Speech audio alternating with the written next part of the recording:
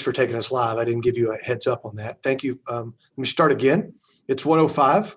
Today is the 23rd of February, 2021. And I will call the Lubbock City Council to order in work session. This meeting has been called and posted and called as required by state law. We've got a full afternoon of work session. We have a need for an executive session and would expect our regular meeting to start between 4:30 and 5 this afternoon.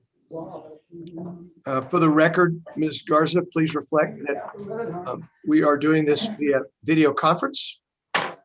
However, I can confirm that I can see all seven members of the council. So we have everyone is here. That is correct. Thank you. We do not have any citizen comments for work session, I believe. Is that correct? No one signed up this morning for the work session aspect. Thank you very much. Okay, we'll move then to item 2.1. Item 2.1 is a summary from the city manager's office regarding last week's winter storm and the emergency that it caused and the way our city responded to it. It's a great opportunity for all of us to get caught up at the same time and for Mr. Atkinson and his team to share information with citizens about how we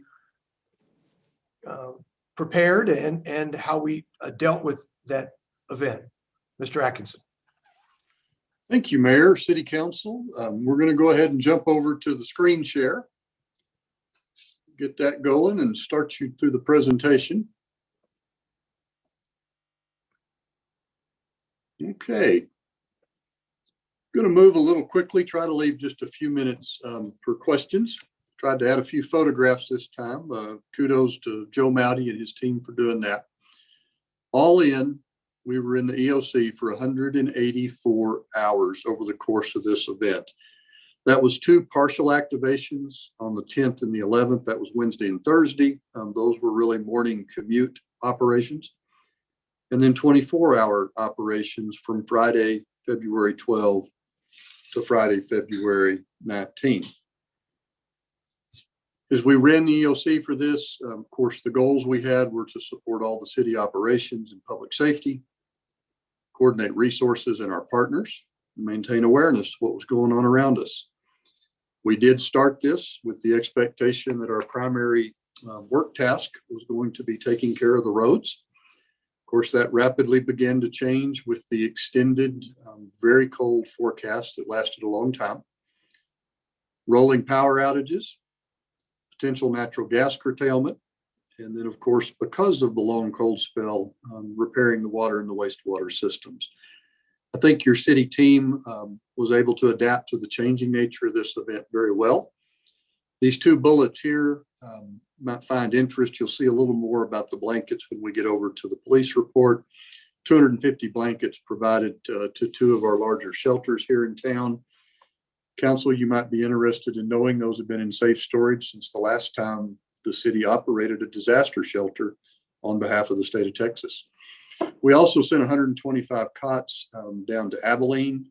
Abilene, Taylor County, really hit hard by this storm. And of course, one of our Lubbock businesses, United Supermarkets and Yano Logistics, were who actually transported that for us. So appreciate that. A couple of photographs you'll not see very often. The one on the right being one of our lakes. Talk about the Lubbock Police Department. The HOT team made just a tremendous effort to keep up with any individuals who were unsheltered. 49 contacts, 15 did accept transport to either one of the shelters or to the bus stations. We did have 34 individuals who refused our transportation. We provided additional clothing, sleeping bags, items of that nature. It's my understanding many of those ultimately did end up at one of the shelters. They just didn't accept our transportation. 391 total accidents carried over from the 10th to the 19th. You know, that sounds like a lot, but recall that we've had single day ice events well over 100. So the way this spread out, the public was really, really helpful to us.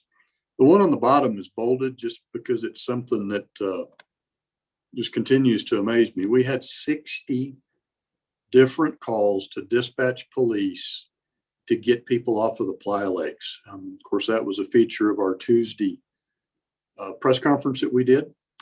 Dr. Ron Cook reiterated that for us on the public health press conference the day after, but 60 calls for that. Go to the fire department. There were 30 total fires. 14 were structure fires, and there were quite a few accessory building fires. 278 fire alarms went off as a result of this storm. 64 sprinkler activations. Those are fire sprinklers. Those were generally broken pipes that then began to push water out. Of course, fire sprinklers move a lot of water. It caused a lot of damage on private property. For 425 medical calls, and of the accidents we reported on the police page, 49 of those also required a response from Lubbock Fire Rescue. Kind of continuing with the fire department, they were called to do 14 carbon monoxide tests in occupied structures. 8 of those 14 found carbon monoxide present. So really glad that people called. Glad that our teams were able to go out and check it and remove people from dangerous situations. 97 water leaks, 15 downed power lines, and going back to the 60 calls for people on the ice, there were 2 ice rescues. Fortunately, those were both related to dogs, and the fire department was able to save them in that case, both of those cases. Talk a bit about Lubbock Power and Light. We did have load shed events. Those occurred on Monday and Tuesday. Recall that load shedding occurs at the direction of the Southwest Power Pool, and they are actually then assigned to us from Xcel Energy, or what many of us call SPS, or Southwestern Public Service, same outfit. The event on February the 15th was pretty quick. A little over 2,900 meters were affected. That was a total shed of about 5 megawatts, and it was over in about 30 minutes. 2 of the circuits that were turned off and turned back on took 10 and 20 minutes longer, respectively, to come back up. But all in, we came out of that event pretty well. The next day, Tuesday, much larger. Now we're nearly 30,000 meters effective. Cumulative load shed of 116 megawatts. That took place during a 3-hour and 21-minute period. So certainly not what you saw throughout the larger part of the state, but absolutely the grid up here was stressed beyond what it could do. And it did result in those outages. Speak just a little bit about that before we go to the final bullet there.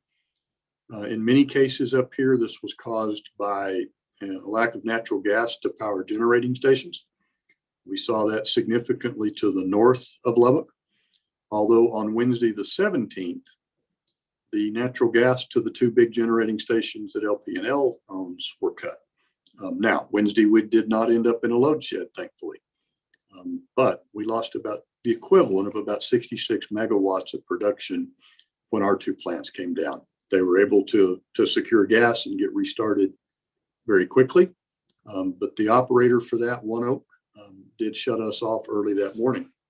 What did the city do?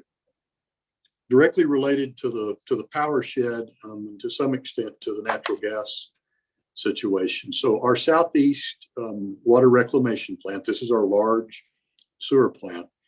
It does have boilers that heat the digesters. Those are natural gas fired. They are a big load. We backed those down to the absolute minimum that we could back them down and still preserve our treatment cycle. That helped the natural gas system. We took the entirety of your water system, so your potable water system in Lubbock, and we proactively moved that over to generator power. I'll talk about it in a little more detail later on today. Your North Water Reclamation Plant, it does not run the big digesters the way the larger plant does, so we were able to run it on generator. All in, city developed better than a 3 megawatt reduction in the electric load. And by us doing that, that reduced the amount of load that had to be shed by the public by that same amount. So I'll go back to February the 15th. You see the 5 megawatt. We were actually ordered an 8 megawatt curtailment but we had already pulled 3 megs off with what we were doing through the water system. A couple of pictures. Council, this is actually the LP&L control room. It is in the EOC. Excuse me. It is just down the hall from the main rooms where we do our work in the EOC. So excellent coordination. You had LP&L staff obviously in their control room. We had senior staff in the EOC with us as well. A couple other shots. There was limited line damage in Lubbock, but there was some. And of course, you see the line crews out in what at times was -18 wind chill working on this.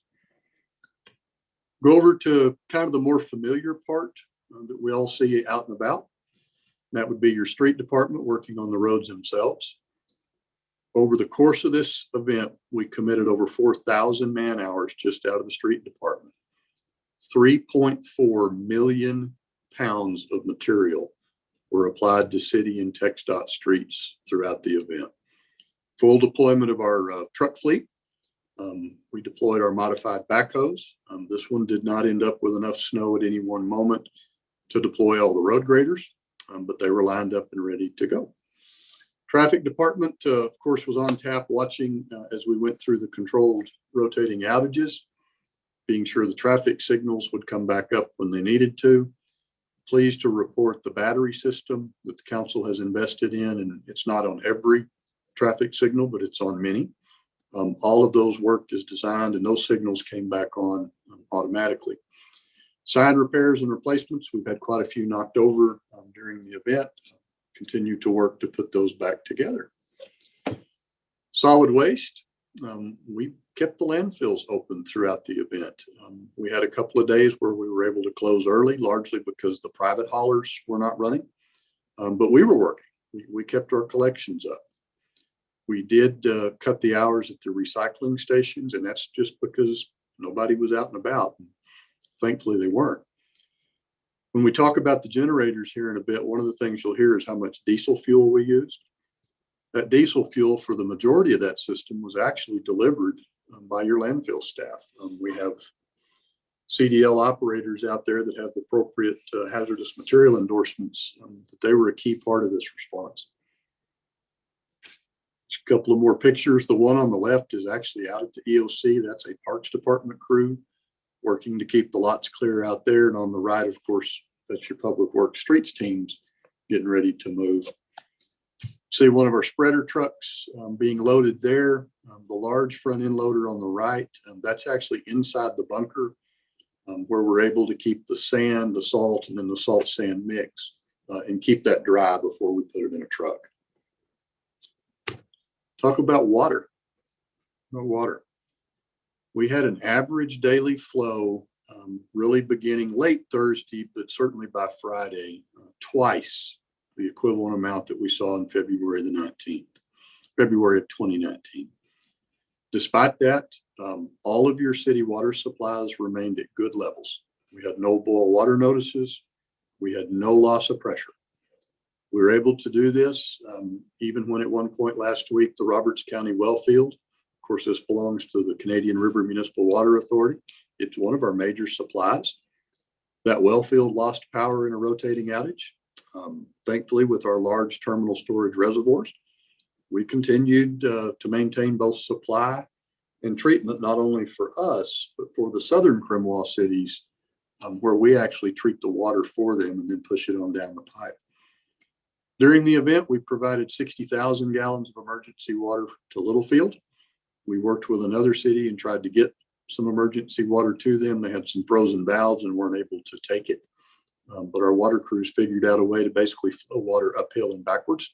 They did a great job, and had the event gone much longer, I have no doubt those valves would have been able to be opened and help that group. Today, your environmental lab remains on standby. We have offered ourselves to the TCEQ, the Texas Commission on Environmental Quality. We are standing available. Any of the systems around us that are on boil notices, we're ready to take their samples and conduct their tests and let them get their systems back up and going.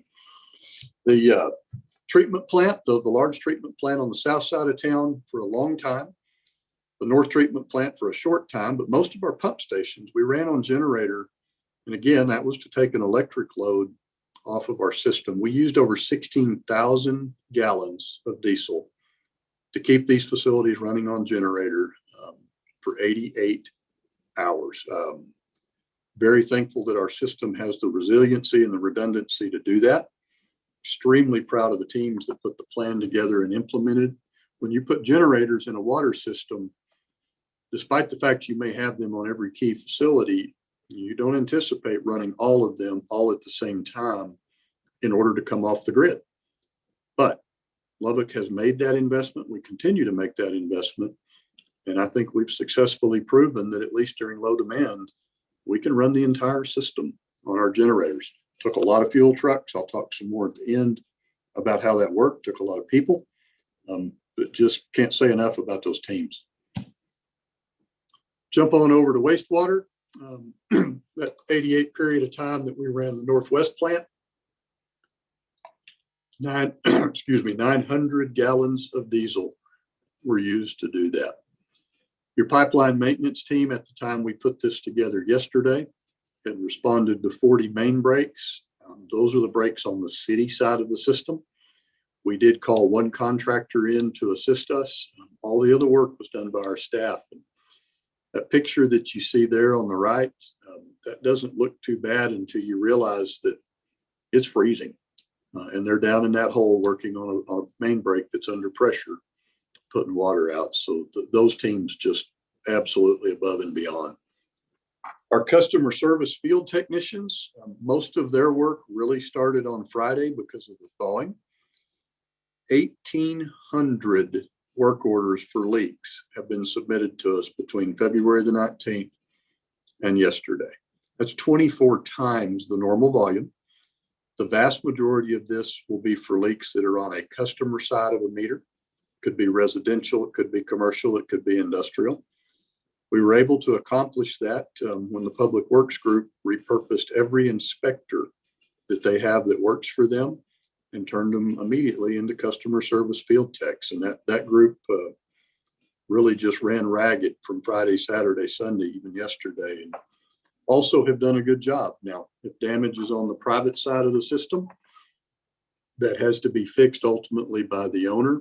But we're there to verify that, yep, that's the side it's on, and to quickly get the water shut off for them. So we can at least help mitigate some damage.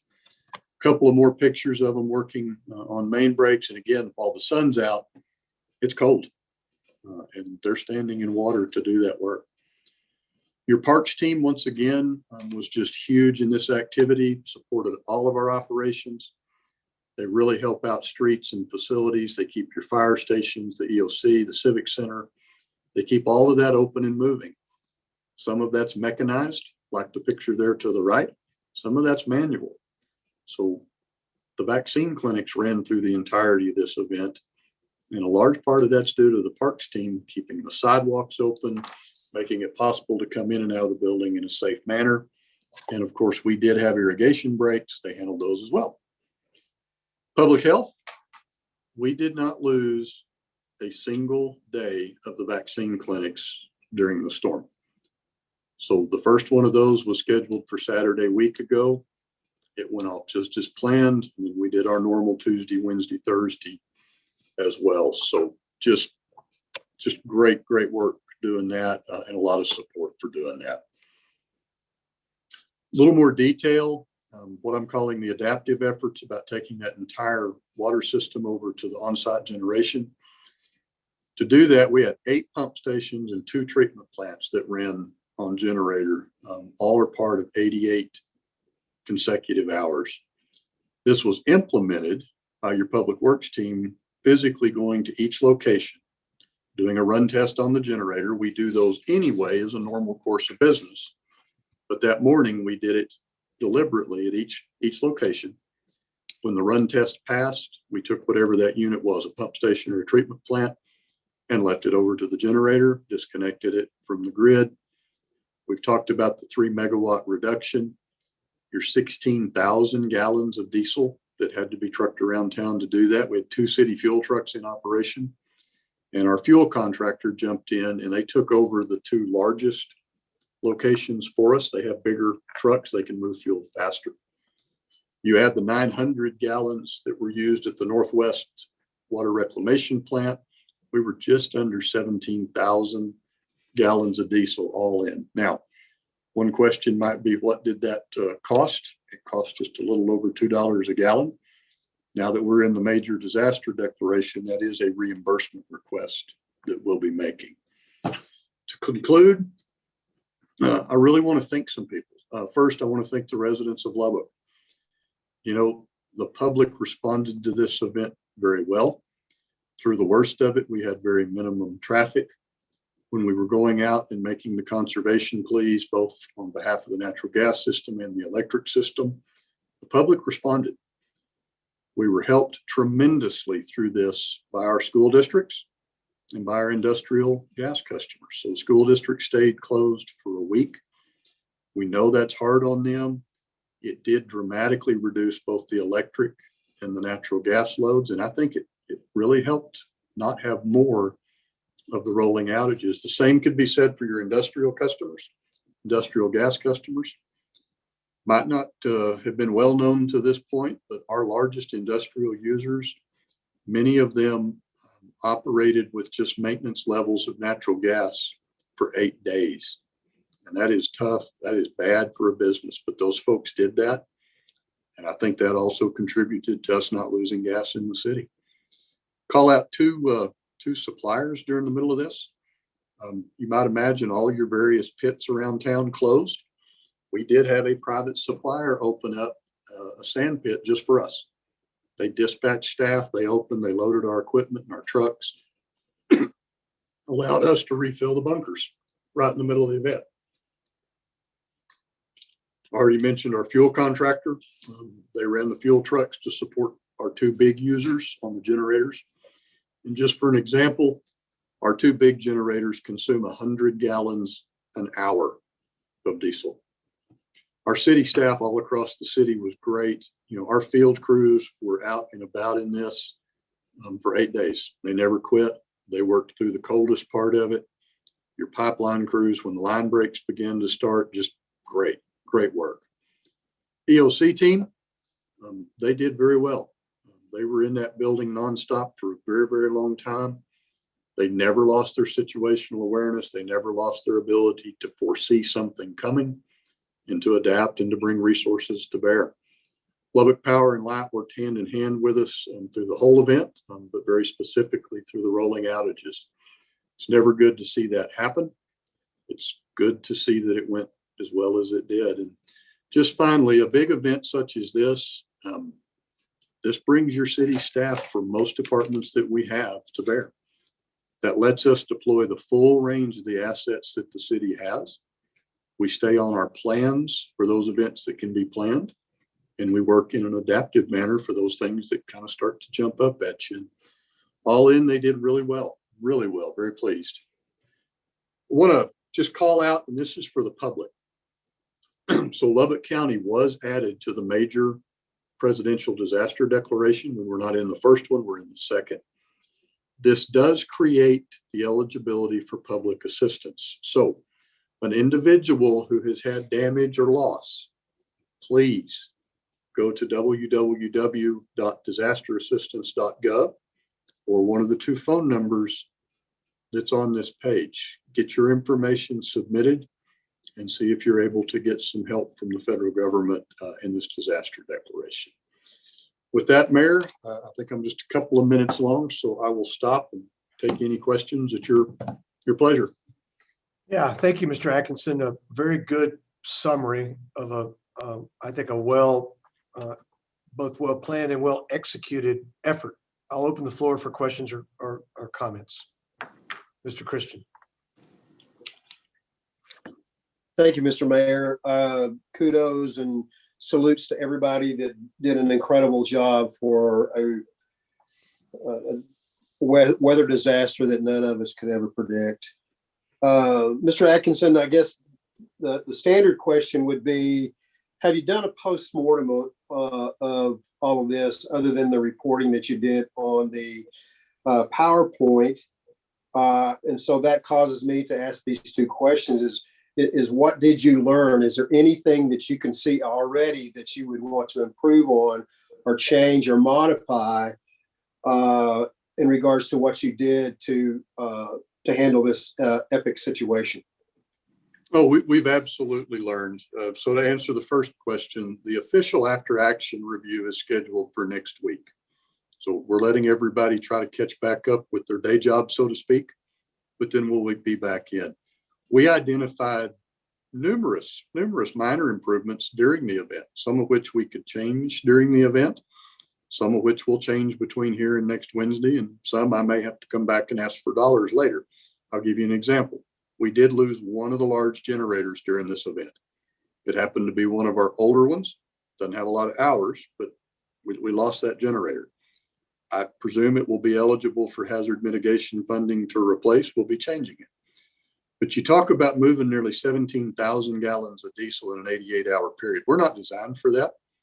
We have 2 fuel trucks of reasonable capacity. We have a very small truck that the fire department uses. Here's one that we never thought of. The pumps from which we fill our fuel trucks are not extra high flow pumps. It took us too long to fill those trucks. It wasn't driving the truck. It wasn't pumping from the truck to the generator. It was physically getting those fuel trucks full.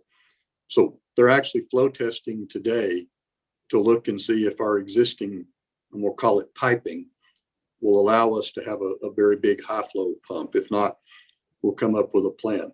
We had the dispenser for our DEF diesel exhaust fluid. We had that freeze. We didn't freeze the DEF itself.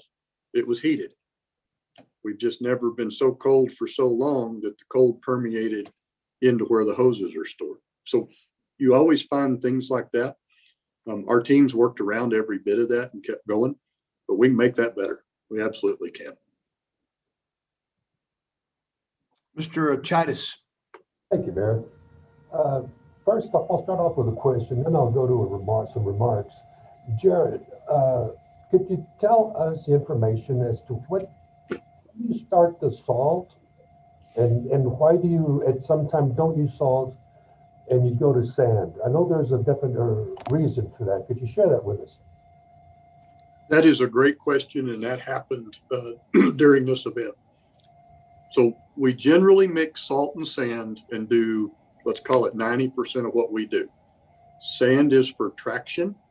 It gives us friction on a surface. Salt, of course, it lowers the freezing temperature of the water, which means it helps melt.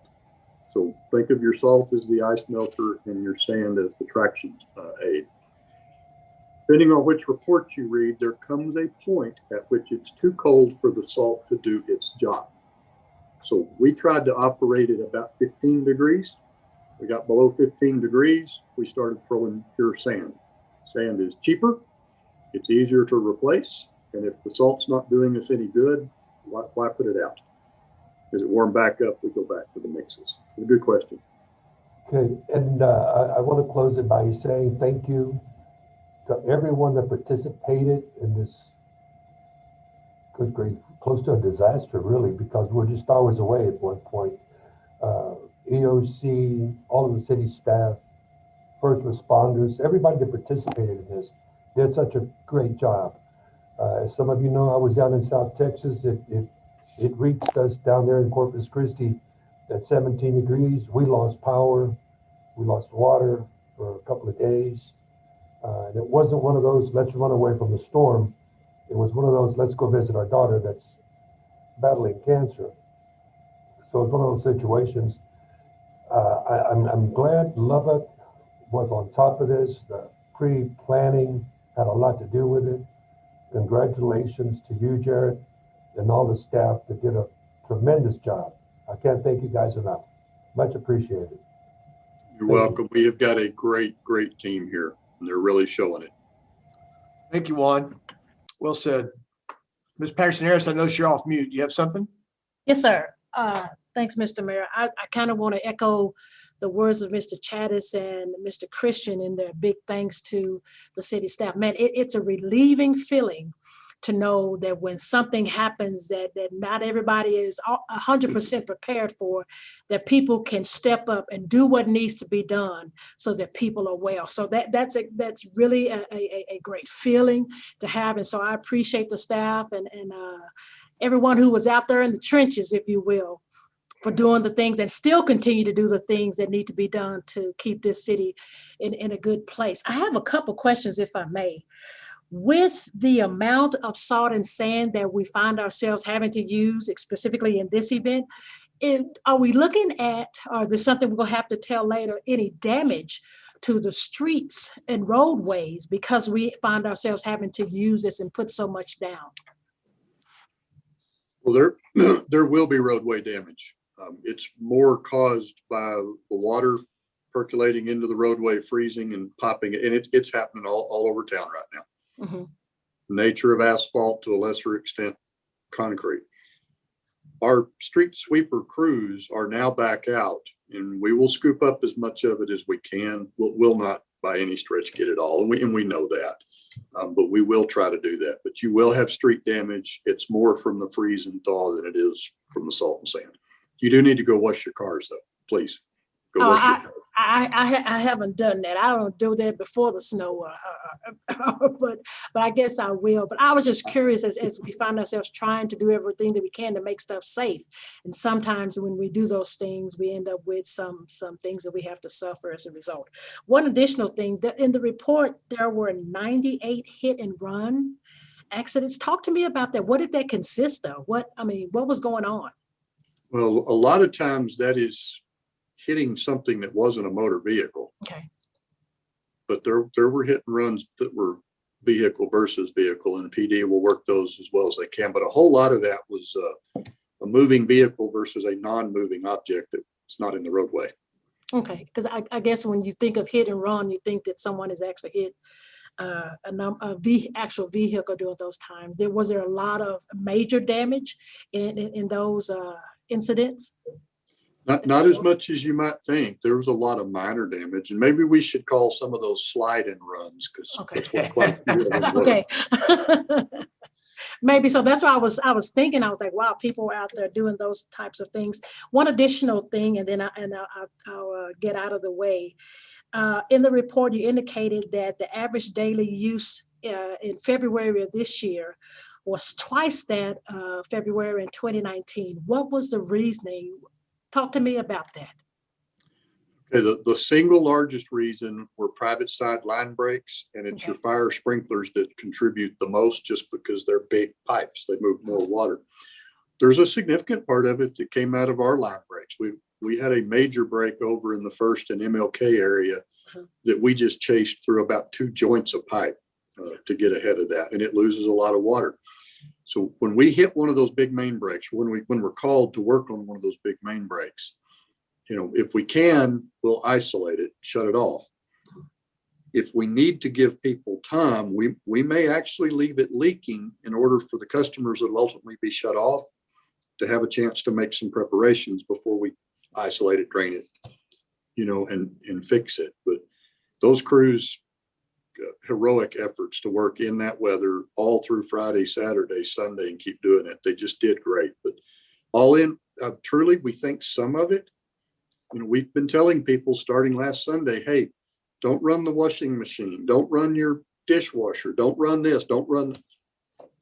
People are trying to get back to business. So we can understand it. System handled it just fine, but it's a lot of water. Yeah.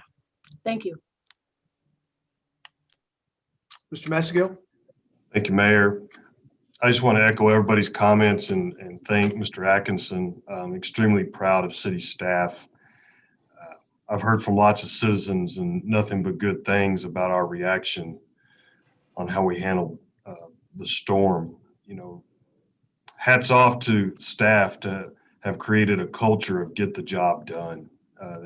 That tells me that we've eliminated the it's not my job culture. And I think that's only the benefit of our citizens. So we see that in other things. In an emergency situation like this storm, it comes to light pretty fast, but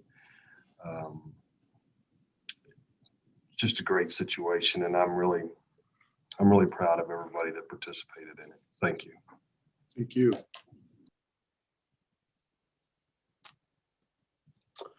Okay, well done. I can't add anything to that. I think you guys, I told one of you yesterday that I remember our very first interview with Mr. Atkinson, and something we talked about was how we respond in these kind of, how you plan for these kind of situations. And I think we were prepared, and I think we executed well. Okay. Let's move to the next item on our agenda. Unfortunately, I pulled my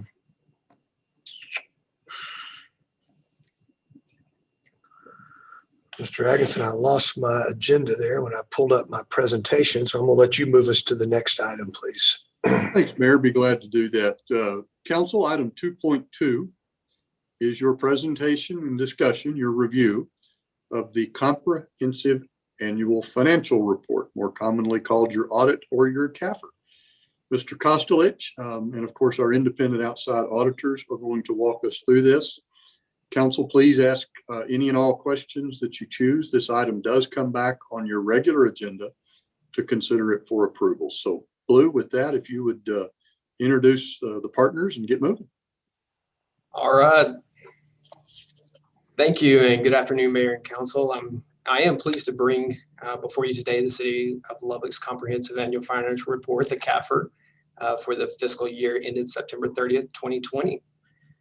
These financial statements and the independent audit, the report do fulfill our requirement under Chapter 103 of the Local Government Code, but moreover, these statements are essentially the city's report card to you, to the council, to our citizens, to let you all know both the overall financial health of the city and our stewardship of the funds that are being paid into the city. So the preparation of the CAFR and the audit are very intensive dives into every aspect of the city's functions. There is not a single aspect of the city's operations that is not accounted for and checked by these independent auditors. I'm very proud of the staff that has worked tirelessly over the last 5 months to once again bring forth a clean, unmodified audit opinion. And once a year, I get to acknowledge the team that really puts this together. That's our accounting team. They like to stay behind the scenes, but we get to bring them out from the curtain once a year to say thank you for all their hard work. And that team is in the 9th floor conference room. That team is led by Linda Cuellar, Director of Accounting, and our 2 accounting managers, Brad Bullock and Veronica Valdez. So thank you to that team and the entire accounting staff. Mr. Costa, let me interrupt and Yes, on behalf of the council, offer the same bit of appreciation to our accounting team. We value you guys and what you do. Thank you. Thanks. Also, I want to mention that Lubbock Power and Light, their team produces their own annual financial reports. They report that to their board. Those financials are also audited by Weaver. That's incorporated into our CAFR. That process is led by Andy Burcham and Ranu Manik. So thank them as well. And today with us from our independent audit firm, Weaver, is Jerry Gaither, the engagement partner, and Brent Young, the audit senior manager. This was our 2nd year with Weaver conducting the independent audit. Council, I'm going to tell you that Weaver team once again showed incredible competence, professionalism, and thoroughness throughout this process. So we're glad to have them on board and have them really looking through and auditing our financials. I think the council and citizens can take a lot of comfort in knowing that our CAFR is materially accurate and gives a real comprehensive overview of the city's financial health. So with that, Mayor, Council, I'm going to start our presentation. I'll control it. Jerry and Brent are going to go through some of their audit communications, and then I'll take over and run through some of our financial performance.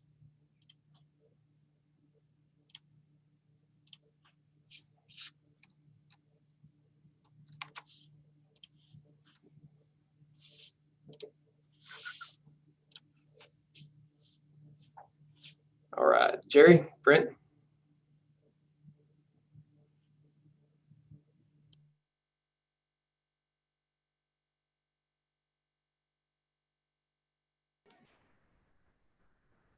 I don't think you're hearing Jerry. You hearing me? We're hearing you, Brent. Yeah, Okay. we got you, Brent. Jerry, can you hear us?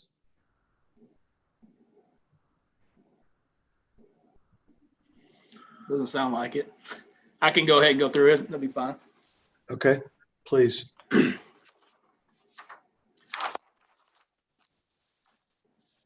right. Thank you, Blue. We'll do a brief introduction. We'll go through the audit process. We have some audit results and communications that we need to make. And then like Blue said, he'll go through the financial highlights, and then we'll kick back to talking about some upcoming changes as in terms of new accounting pronouncements. So talk about a little bit about the team itself. Again, Jerry Gaither was the engagement partner. I'm Brent Young. I was a senior manager on it, and Bryant Sanchez was promoted this year to audit manager. He was also on it. That's the same team, same management team that we've had since we started working with the city. Sarah Dempsey does the technical review on the single audit. And then we also have a couple of individuals that help us out. One related to IT controls, that's Brittany George, who's a partner with Weaver. And then Elisa Gilbertson helps us with various projects, really relates to the big data. She does data analytics. So she helps us quite a bit with the utility billing portion of our audit. Because, obviously there's so many different customers and so many different types of bills or items that are being billed yearly and monthly that to go through that with your eyes is very difficult. So she helps us pull that information and analyze that. So let's go over the audit process. First thing I want to do is talk about the timeline. We're always planning and open to a discussion with city staff as well as LP&L staff. There's always going to be issues that pop up during the year. We're always available to have those conversations so that it's not a surprise when the audit starts, and it gives time for the staff to go do the proper research and get the accounting right. The interim, that says 2019, should be 2020, but the interim FinWalk started in September 2020. We had an interim audit committee meeting back in on November 10th, 2020, which was also a Zoom meeting back that was right before we started our field work, which was in December of 2020. And then here we are. We were supposed to be presenting this last week to the audit committee. We did that yesterday, so it just got pushed back a week because of the weather. And then here we are today for the council meeting and final approval process. And then again, the process starts all back over again, and we go back through getting ready for the next year's audit.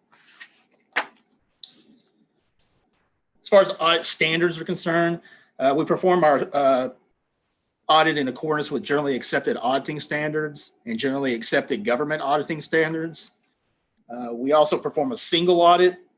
The single audit is in accordance with uniform administrative requirements, cost principles, and audit requirements of federal awards, which is also just referred to as uniform guidance.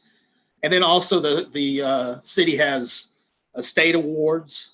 So we also perform the State of Texas Uniform Grant Management Standard audit. As far as compliance is concerned, we perform tests of the city's compliance with certain laws, regulations, contracts, and grant agreements. And that would include items such as compliance with the Public Funds Investment Act. We also perform procedures on the passenger facility charge audit.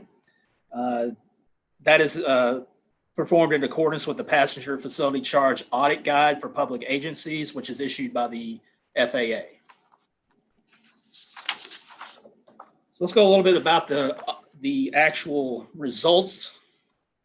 So in terms of the financial statements themselves, we have various references on our slides here so that if anybody wants to dig any deeper into the document that you received, which is the draft of the Comprehensive Annual Financial Report, or CAFR, those page numbers are on here.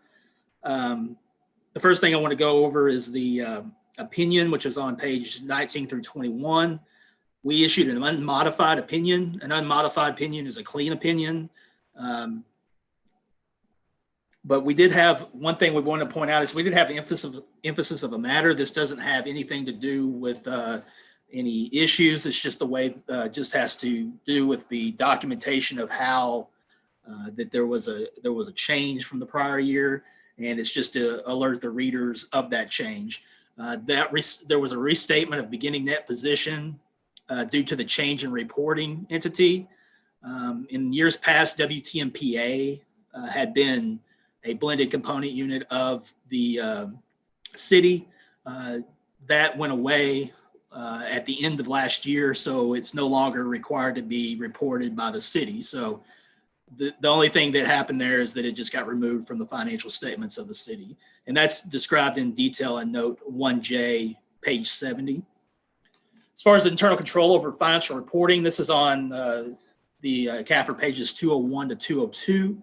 There were no material weaknesses identified, no significant deficiencies that were not material weaknesses, and there were no non-compliance that was material to the financial statements.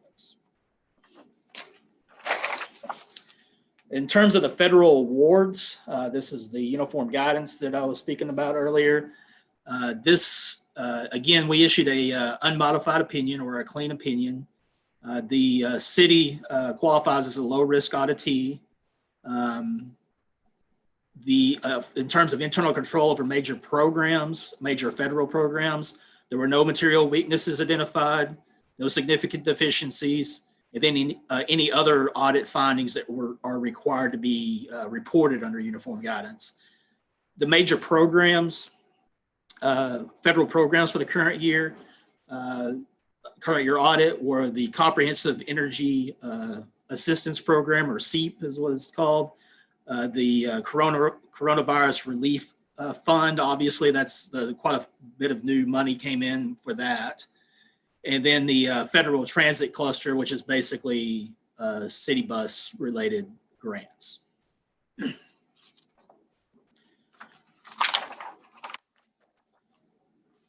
Now, as far as state awards, again, we issued an unmodified opinion, or clean opinion. It was the city qualified as a low-risk auditee. There were no material weaknesses, no significant deficiencies or other audit findings required to be reported under the state of Texas Uniform Grant Management Standards. And the major program there is the 5307 funds, which are the state side of those transit funds that were audited on the federal side. Okay. I mentioned this earlier. We've been doing this since we've started with you guys. This is just something that helps us get comfort with the utility billing process. This is what Elisa's group helped us with.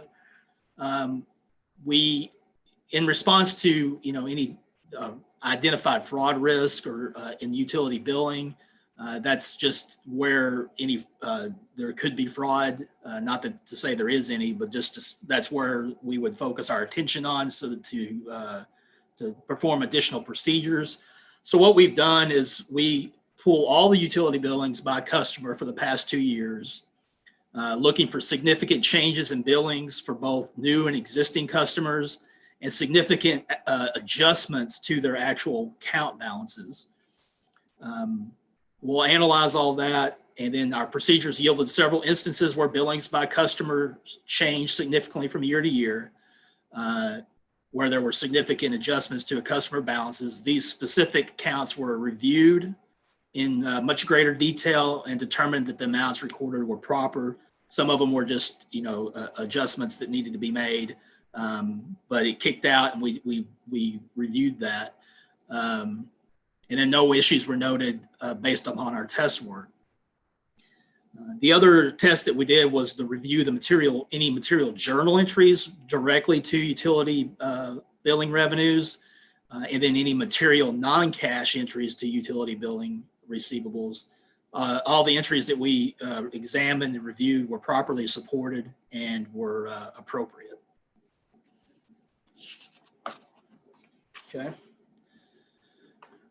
So we are required to have certain communications. First of all is any misstatements we're required to bring forward. There were no uncorrected misstatements identified during the audit procedures. There were also no corrected misstatements noted as a result of the audit. So it's pretty clean as you can get in terms of the financial statements themselves and the records that support that. Obviously there was nothing that came up during the audit that we had to propose that the city would have to, staff would have to go back and actually correct the financials before we could issue an opinion. So none of that occurred in the current year audit.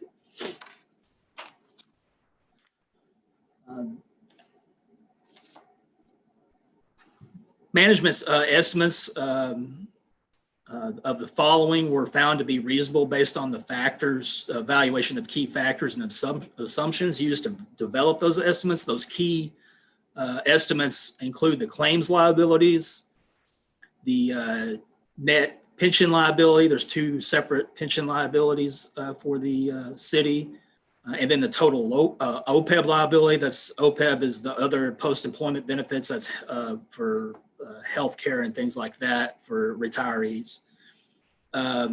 There's also the depreciable lives of capital assets, the landfill closure and post-closure care liability, and then the allowance for doubtful accounts receivable on which would mainly be, customer accounts for utility billing and things of that nature. There were no material errors or irregularities or illegal acts noted. No transactions entered into by the city during the year for which there is a lack of authoritative guidance or consensus. No difficulties or disagreements arose during the course of our audit. There were no independence issues noted with us as auditors. And there were no consultations or requests for a second opinion from any other accountants.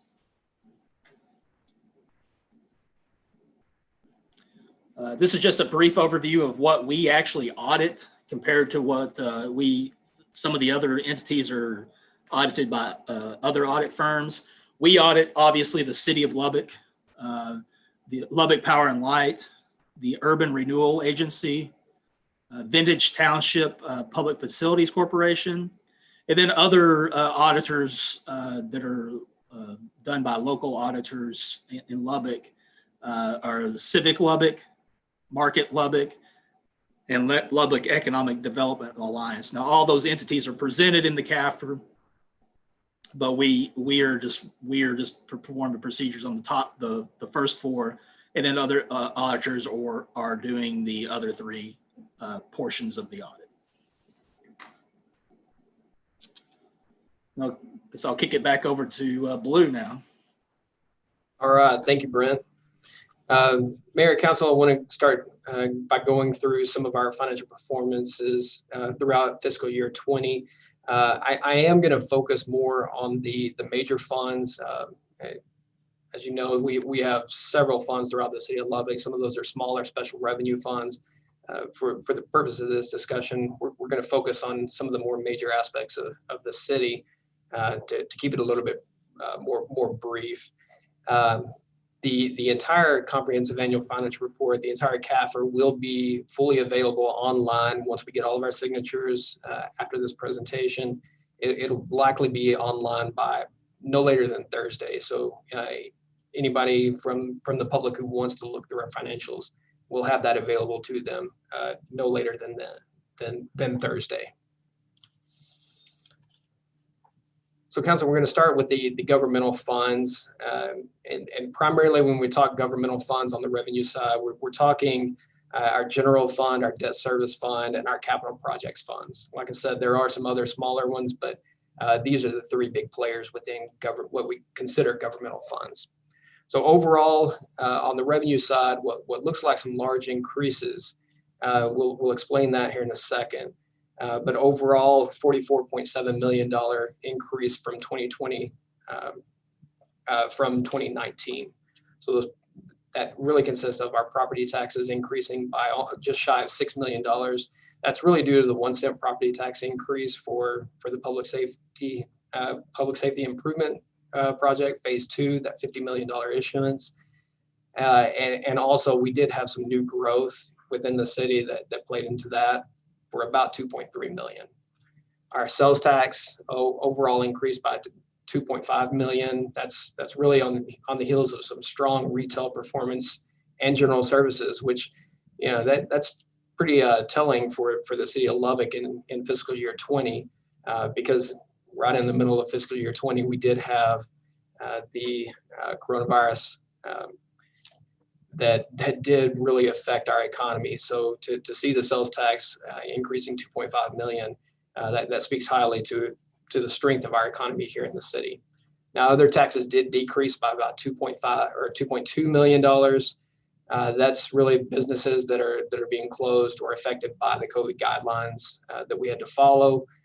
Those are really made up of your alcohol sales and your bingo taxes. So those are the ones that were really down throughout the year. Your franchise fees increased $16.7 million. This is not a change in our revenues that are actually coming into the city. We started treating these differently, franchise fees, and as you see down below in your miscellaneous revenue increasing $8.6 million, this is an accounting change. We really wanted, and we thought it's more transparent to our citizens and to you as the council to call out the franchise fees and the pilot that we collect within our general fund from our utility systems. We wanted to pull those out of transfers, treating them as transfers, and actually calling them out in their own line to show really truly what they are and the cost of our utility operations. So other than that, the intergovernmental revenue increased by $13.8 million. That's really due to some CARES Act grant funding that came in. So those are the big revenue increases year over year. As far as expenses are concerned, general administrative increased less than $1 million, and that was due to the 2.5% COLA. Police expenses increased $4 million, once again 2.5% COLA, but we also had an increase in fleet and IT charges. The fire expenses decreased $8.8 million. This is a little bit artificial. I'll say the payroll expenses for our firefighters for a portion of when we were eligible for the coronavirus relief fund funding paid for all of our payroll expenses for our firefighters. So that dropped our fire expenses by a little over $9 million. We'll show that here in a little bit later too, but I just want you to understand that $8.8 million is not defunding fire. It was really just other funds paying for their payroll expenses. And then other public safety increased by about $14.3 million. Again, this was really your public health and that increase due to COVID-related response. All right, so let's talk governmental fund balance, and there's really 4 categories. We stick 2 of them together, the non-spendable and the restricted. That did decrease from 118 million to 108 million. Really a pay down or drawdown of funds, the cash that we have on hand for capital projects, debt payments, things like that. As far as committed, really stayed steady at $26.5 million. Our unassigned fund balance is really where you're going to see the biggest increase. And that increased by $16.3 million from 55.3 to 71.6 million. Overall, what you're going to see on the bottom slide is for governmental funds, what you really consider to be a healthy fund, governmental fund, is anything above 15% of your unassigned fund balance as a percentage of your expenditures. So You can see right here in 2016, 2017, we were below that 15%. Over the last 3 years, we've made a lot of progress in this and broke that barrier in 2018, and we've really taken off in 2020 to now a very healthy fund balance, unassigned fund balance.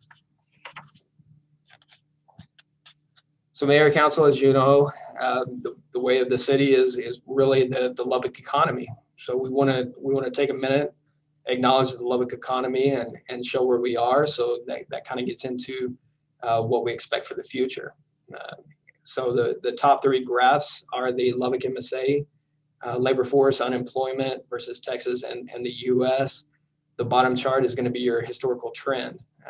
Historically, as you can see, the blue line on that bottom graph is really below both the Texas and the U.S. unemployment rates. Now we have spiked because of the different shutdowns, everything that was affected by the coronavirus pandemic. But our trends are seeming to start improving over the last few months. So overall, as you see, the Lubbock MSA as of December 20th, which is the latest data we have, was sitting at about 5.6% unemployment versus Texas at 7.1 and the US at 6.5. Now a little dive into our economy as a whole. On the left, you're going to see the wages by industry. Those dollars are in millions. So the 3 biggest that we have are government, trade, transportation, and utilities, education, and health services. These 3 historically are very strong, stable industries. So when you have a good concentration in those, you're going to have a pretty resilient economy. And that's really what we have here in the city of Lubbock. And that's why we don't see the big wild swings that some other parts of the U.S. and Texas see during economic downturns. Also, I do want to point out the employment by firm size. This one over here is telling to me. We have about 47.5% of Lubbock's workforce employed in companies that have less than 100 employees. So that's huge to say that our small business community is extremely essential here in Lubbock, and it's essential to our overall economic health. We always show in our CAFR the top 10 employers for the current year and how that compared to 9 years ago. So very interesting to always look at these comparatively and see, what industries, what employers are growing year over year. And, a few that I want to mention here is United Supermarkets. As you can see, their growth over 10 years by almost 1,000 employees. That's a very good thing for the city of Lubbock. And UMC also growing significantly. We have some different moves throughout, but overall Friendship ISD coming into the top 10 this year from being out about 10 years ago shows the growth in this area. All right, Mayor and Council, I'm gonna switch over to some more of our major funds performance. We did talk about governmental funds. That's an aggregate of all of them together. But we're gonna dive deeper into the general fund as a whole and look first at the revenues and expenditures for these. Now this is on the budget basis, so if in your CAFR, excuse me, what I'm looking at is pages 118 and 119. Now, we always do this, and we started doing this a few years ago. We will look at the aggregate numbers and what they're reported as. So overall, on a budget basis, revenues of $225 million versus expenses of $223.5 million. From over the last year, that's a revenue increase of 2.4% and expenses of 1.4%. And that's good if you want to look at Lubbock in a static environment. But what we've started doing over the last few years is looking at Lubbock in the way it should be looked at. We're not a static community. We're a growing community, both population and in terms of our economy. So we've adjusted these revenues and expenses on a per capita inflation adjusted basis. And that tells a little bit of a different story. So if you look at fiscal year 20 over 2019, per capita, we gained $844.7 from our citizen, as opposed to 844.1. So 60 cents difference on the year per capita. That's a revenue increase of 0.1%. Expenses, however, what we actually spent out on each person was $846 in 2019 versus $837.7 in 2020.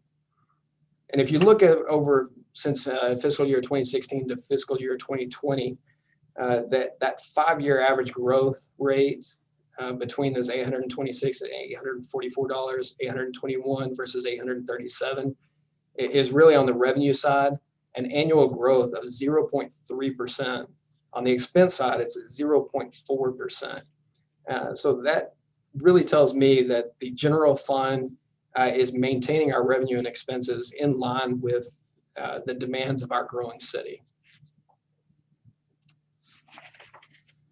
All right, stepping into the general fund expenditures to look at our services, because when you look at a general fund, we do a lot of different things. We do everything from your public safety to your streets to all of your engineering, to all of your culture, your recreation, your parks. There's a lot of different functions that go into and are lumped into the general fund. So looking at these by service provided, you're going to see fiscal year 16 through fiscal year 20, and then the differently shaded ones are our fiscal year 21 budget. So you can kind of see where we are on that. But overall, admin services at $18.9 million represents about 8%. Development services, this is where your engineering is. That's about 3%. Culture and rec, 6%. Public works at 23 million is about 10%. Public safety, though, $131.9 million in fiscal year 20. That's your largest area. Public safety accounts for about 59 to 60% of the total expenditures for the city of Lubbock. And then as we look transfers out, that's transfer out includes everything that we're doing for cash funding capital, to all of our IT, our health insurance, anything like that we're having to transfer out to other funds. And again, we look at that as a per capita expenditure by service, inflation adjusted, and you see how that actually lines up year over year. And really, every single service has maintained a very consistent basis of paying. Now, I will say in this, public safety has an asterisk by it. That fire payroll that we were paid for with the coronavirus relief fund is added back in. That's just for illustrative purposes. So if you add this up, fiscal year 20 is going to be about $9.6 million above what it shows in the CAFR. That's all we're doing is adding back in that fire payroll into this. All right, so talking a little bit about our ratios, financial health ratios. The first one we look at is the current ratio. That's a short-term liquidity ratio. And really what you're looking for is anything really truly above 1. Higher is better in this. And what the current ratio tells you is, given some catastrophic event within a year, are you able to use your current resources, which is your cash and your investments, to pay for your current liabilities, which is any liability up to a year. So that's really where we are. So we have 5.6 times more assets, more cash and investments than we do current liabilities at this point in the general fund. So extremely liquid. That's extremely healthy at this point. And then fund balances as a percentage of expenditures. As you can see, the basis that we go off of is 20%. We need to have 20% reserve at all times. Anything above that, really what we've worked on over the last few years is putting that back into our capital projects to cash fund more projects. So as we're sitting here at 38.7%, that gives us the option and availability to really put more money out to work in future years for our public. So, Mr. Koslich, if I were watching this at home, my question would be, and I'll ask you, how much of that excess fund balance is committed? And best guess, how much of that's committed to future capital projects? Right now, none of this is. This is completely your unassigned fund balance versus your expenditures. And Mr. Mayor, I might add to that, that's an excellent point. This lags 1 year. So as we prepare the budget, which actually we've just started this year's, these numbers now become available for consideration or for use.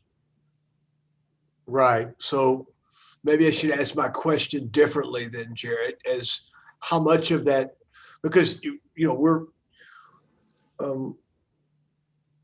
that you don't want to run at nearly 2x your reserve rate, your reserve level. How much of that is being used this year in the budget? A substantial part of that will be used for next year's budget. It'll be in your capital proposals.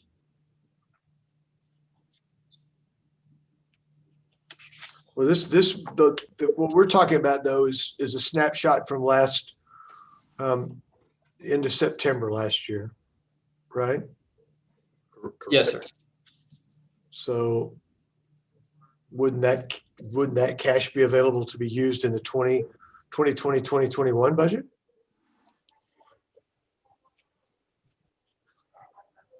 I'll say, Mayor, we didn't have the true financial results at that time.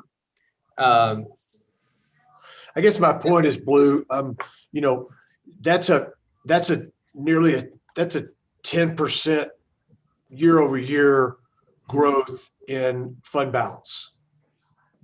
And, that starts to, beg the question of how much is too much?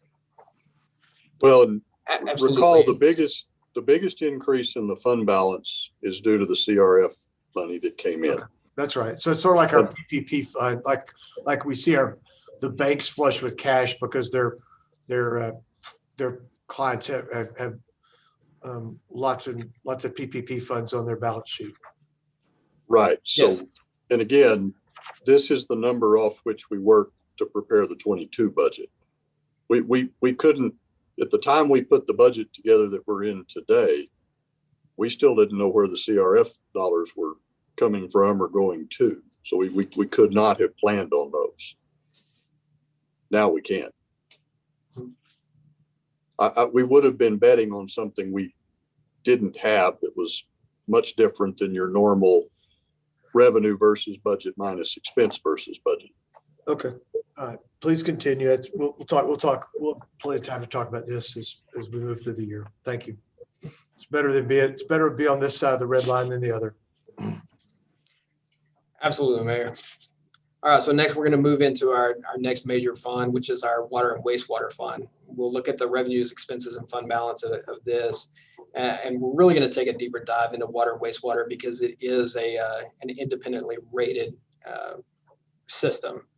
So we'll look at some of the metrics that make up the rating agency's perception of our water and wastewater system as a whole. So if you look at revenues and transfers in versus expenses and transfers out, the system as a whole in fiscal year 20 ended with 154.6 million. That was up from 148.5 in the year previous. And we did have $5 million approximately less expenses, dropping from 120 in fiscal year 19 to 115.8 million in 2020. As far as our debt service coverage, there's two different ways of looking at it. S&P does their own calculation on this. If you're looking at a true, the true definition of a debt service coverage, we are up to about a 1.57 times coverage, which is very good, very strong, very healthy. On the S&P, they take into account different things. They do different transfers and fixed costs. So that does drop just a little bit to a 1.34. That's still overall, it's still a very, very healthy system.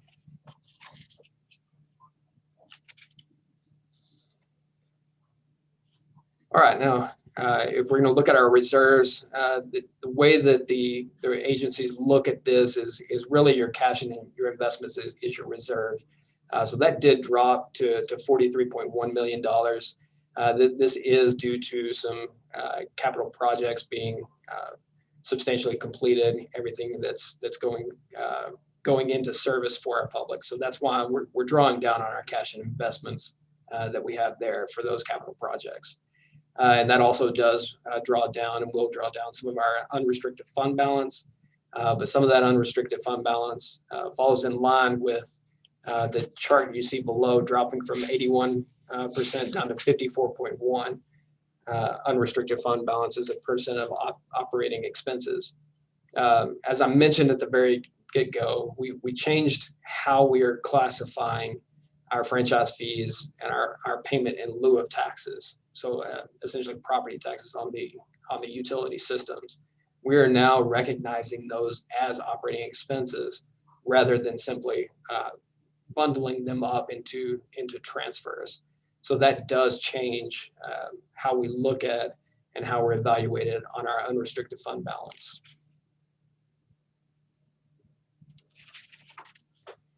All right, days cash on hand is another metric of our liquidity within the system. So fiscal year 2019, 18, we were hovering around 300. Once again, that change in the pilot and the franchise fees did drop us by about 50 days of cash on hand to 250.1. However, still to be a solidly rated utility system, you're looking to have at least 150 days. So we're still well above that reserve level. Hey, and then Blue, let's do a quick time check. We've got 15 minutes for this to finish. That would include question and answer. So just if you would take that into consideration. Thank you. Yes, sir. I can do that. All right. And then our debt to capitalization rate finally did drop below 50%. So very big move there for us. That really gets us into what could be a solid AA to AA plus rated system. Down to 35% would be more of your AAA, but good move there. So moving on to LP&L, Lubbock Power and Light, the revenue expenses fund balances. Really not much change in the revenue systems. We did, and not much change in the expenses. They are putting back some cash and investments for future projects. So that's why you see the cash and investments building in that way. And then on the stormwater system, our revenues really year over year didn't change. And that's despite the $1.50 per month residential tier 1 rate drop that we had. Now our operating revenue did decrease by 3.6 million. But we did have capital contributions into the system that really offset that at about 3.4 million. So that's really the difference you're seeing. Yes, our operating revenue dropped, but the capital contributions that came into us actually brought us back up to a stable revenue year over year. And then our expenses did drop slightly by about $400,000. So that puts our cash and investments on hand a little bit higher at 8.9. And our unrestricted fund balance at 6 million. I'm going to move into some other aspects that we look at quickly, and that's our investment performance. This chart is going to show you that, yes, we did drop about $8.5 million in our investment earnings year over year. But if you look, that darker blue line is the Lubbock portfolio and our investment returns, our yield year over year. And we had been lagging our treasury benchmark for several years until about 2019. We finally broke over that. And then I want to show 2020, we've had a very, very low rate environment. Our benchmark is about 0.8%. We are significantly outperforming. So as compared to our benchmark, we're doing extremely well in our investments. Mayor, want to bring up our debt summary. This is a principal and interest, and this I will say is as of really essentially today, based on our February 1st, 2021. So this does account for what did happen in fiscal year 20 and our year end, but also gives you the most up to date current information on our debt. And since fiscal year 20, we have dropped about $122 million overall in our debt load for the city of Lubbock. That's a drop of $24 million on our tax-based debt and $98 million on our user fee supported debt. Looked at just a little bit differently, you'll see that just over 77% of our debt is user fee supported.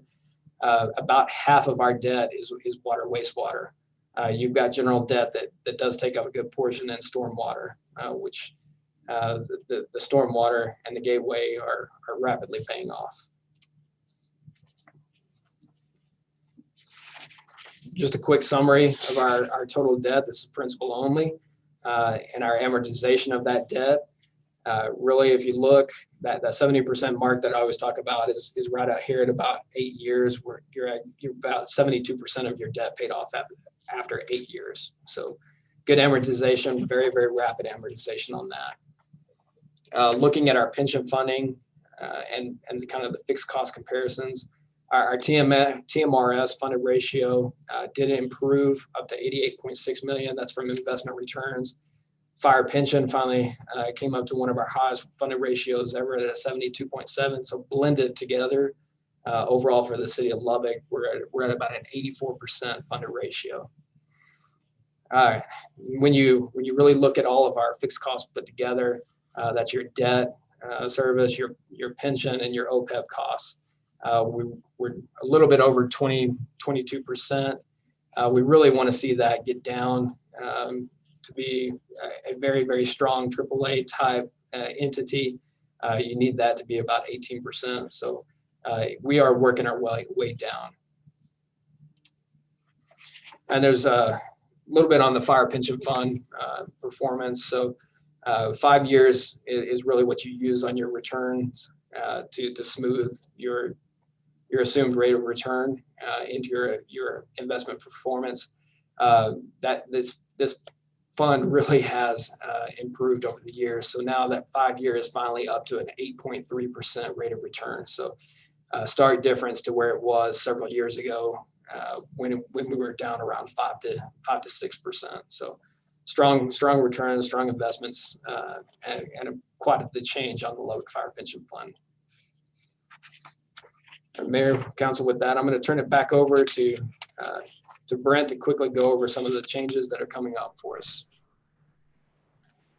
Thanks, Blue. To save time, I'm not going to dig into these too deeply. I just we have this slide there for everyone so they can refer back to it.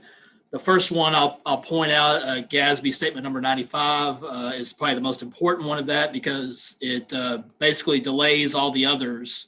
And that's because of COVID.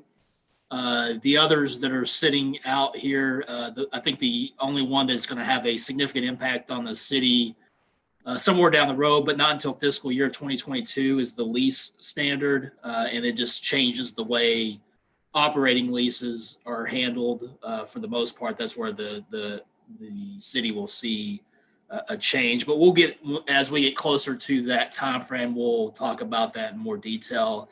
It's not going to impact the city in the near term. And that's all we had from our presentation. I guess at this point, we'd like to thank everyone for choosing Weaver as your auditor. We really enjoy serving the city of Lubbock and really enjoy working with everyone at the city and at LP&L as well. City Bus, everyone who's involved that helps us with the audit. So at this point, I'd like to open it up for any questions and be happy to answer anything related to audit or in the financial statements as well. Okay. Brent and Jerry, thank you guys. Blue, well done as usual. Council, I'll open for questions or comments.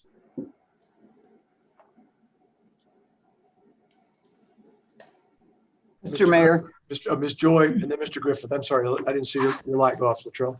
it's okay. A couple of issues.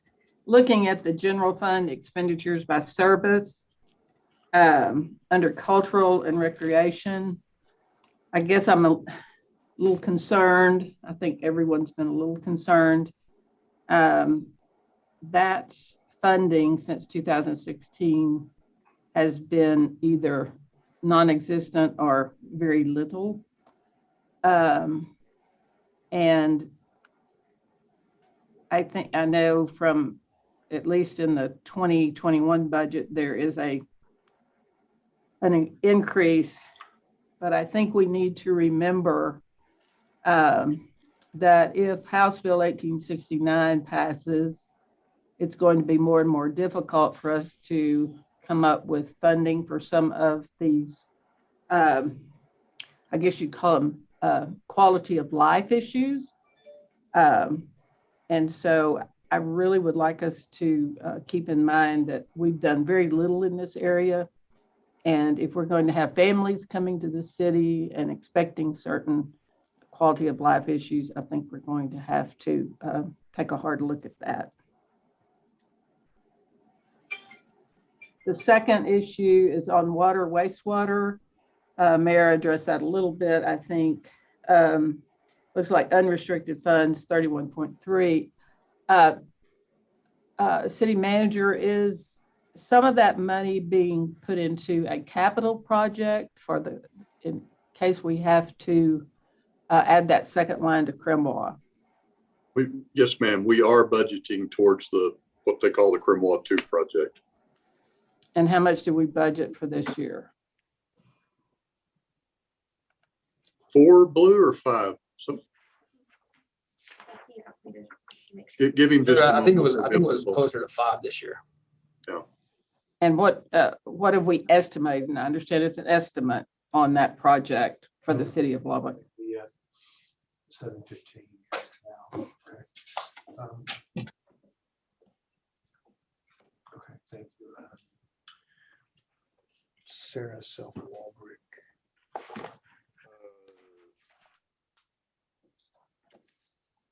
All in, the city of Lubbock's portion of that is in the 80 million range. That's the number I remember, is 80 million. So Yeah. what do we have in that capital project currently?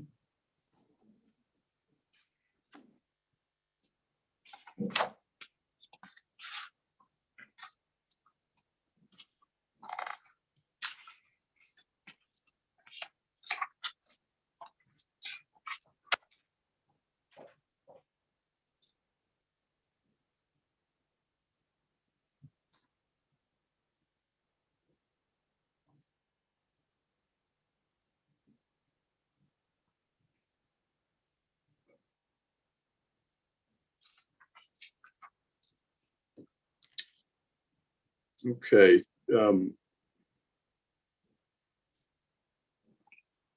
We are trying to accumulate 19,500,000 against that. And that's based on moving forward from the current year, the 21 year, and I completely misspoke. We put 500,000 against that this year. Your 5-year plan is another 500 in the coming budget, and then it ramps to 4.5 million. But the goal is 19.5. That's what we currently have our piece set at, yes. Okay, all right, thank you. Thank you, Ms. Joy. Other questions or comments? Okay, Brett and Jerry, I'm going to get wonkish for just a second. The GASB change around leases, is that similar to what FASB did a few years ago with the way we account for leases? I'm just curious. I guess it didn't have a huge impact on us because we're not doing any leases, but is that what's the change in simple terms? I think you're muted, Jerry. Yeah, it's simple. It's the same. Basically, in the past, under GASB, And also under FASB, there was, a split between capital leases and operating leases. That won't exist anymore. Okay. So there'll be a right to use asset that comes on to the books of the city for any operating leases, and there'll be the offsetting liability, and all that's factored. You have net present value that factors into all that, but it's basically the same ideal on the corporate side will be getting applied to the government side as well. Thank you, Brent. Hey, Brent, is it fair to say that there's people at Weaver that would like to have this always mute capability on Jerry? Can we say that? Well, he's retiring soon, so that's going to happen. Okay. Other questions or comments?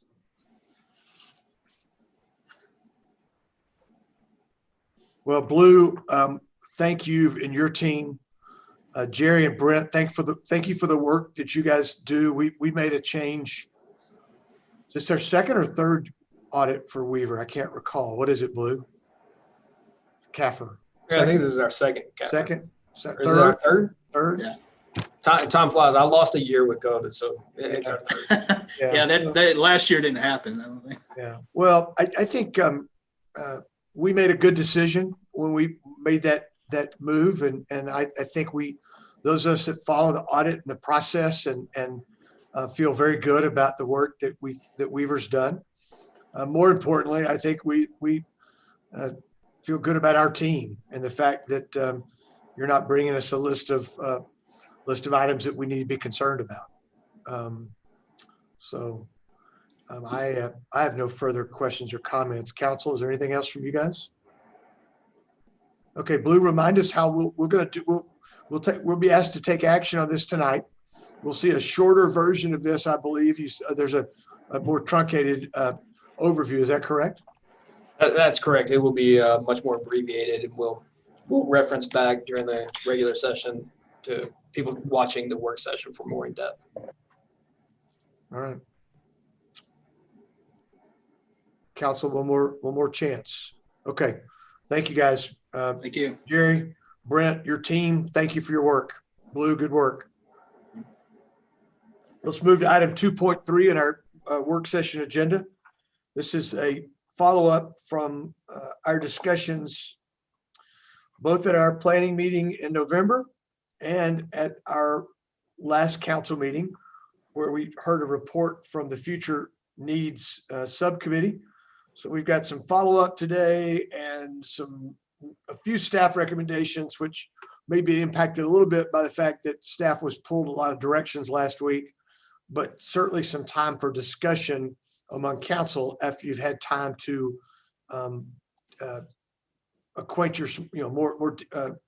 more thoroughly acquaint yourself with this information. Mr. Atkinson. Thank you, Mayor. We're going to go ahead and jump straight into the presentation.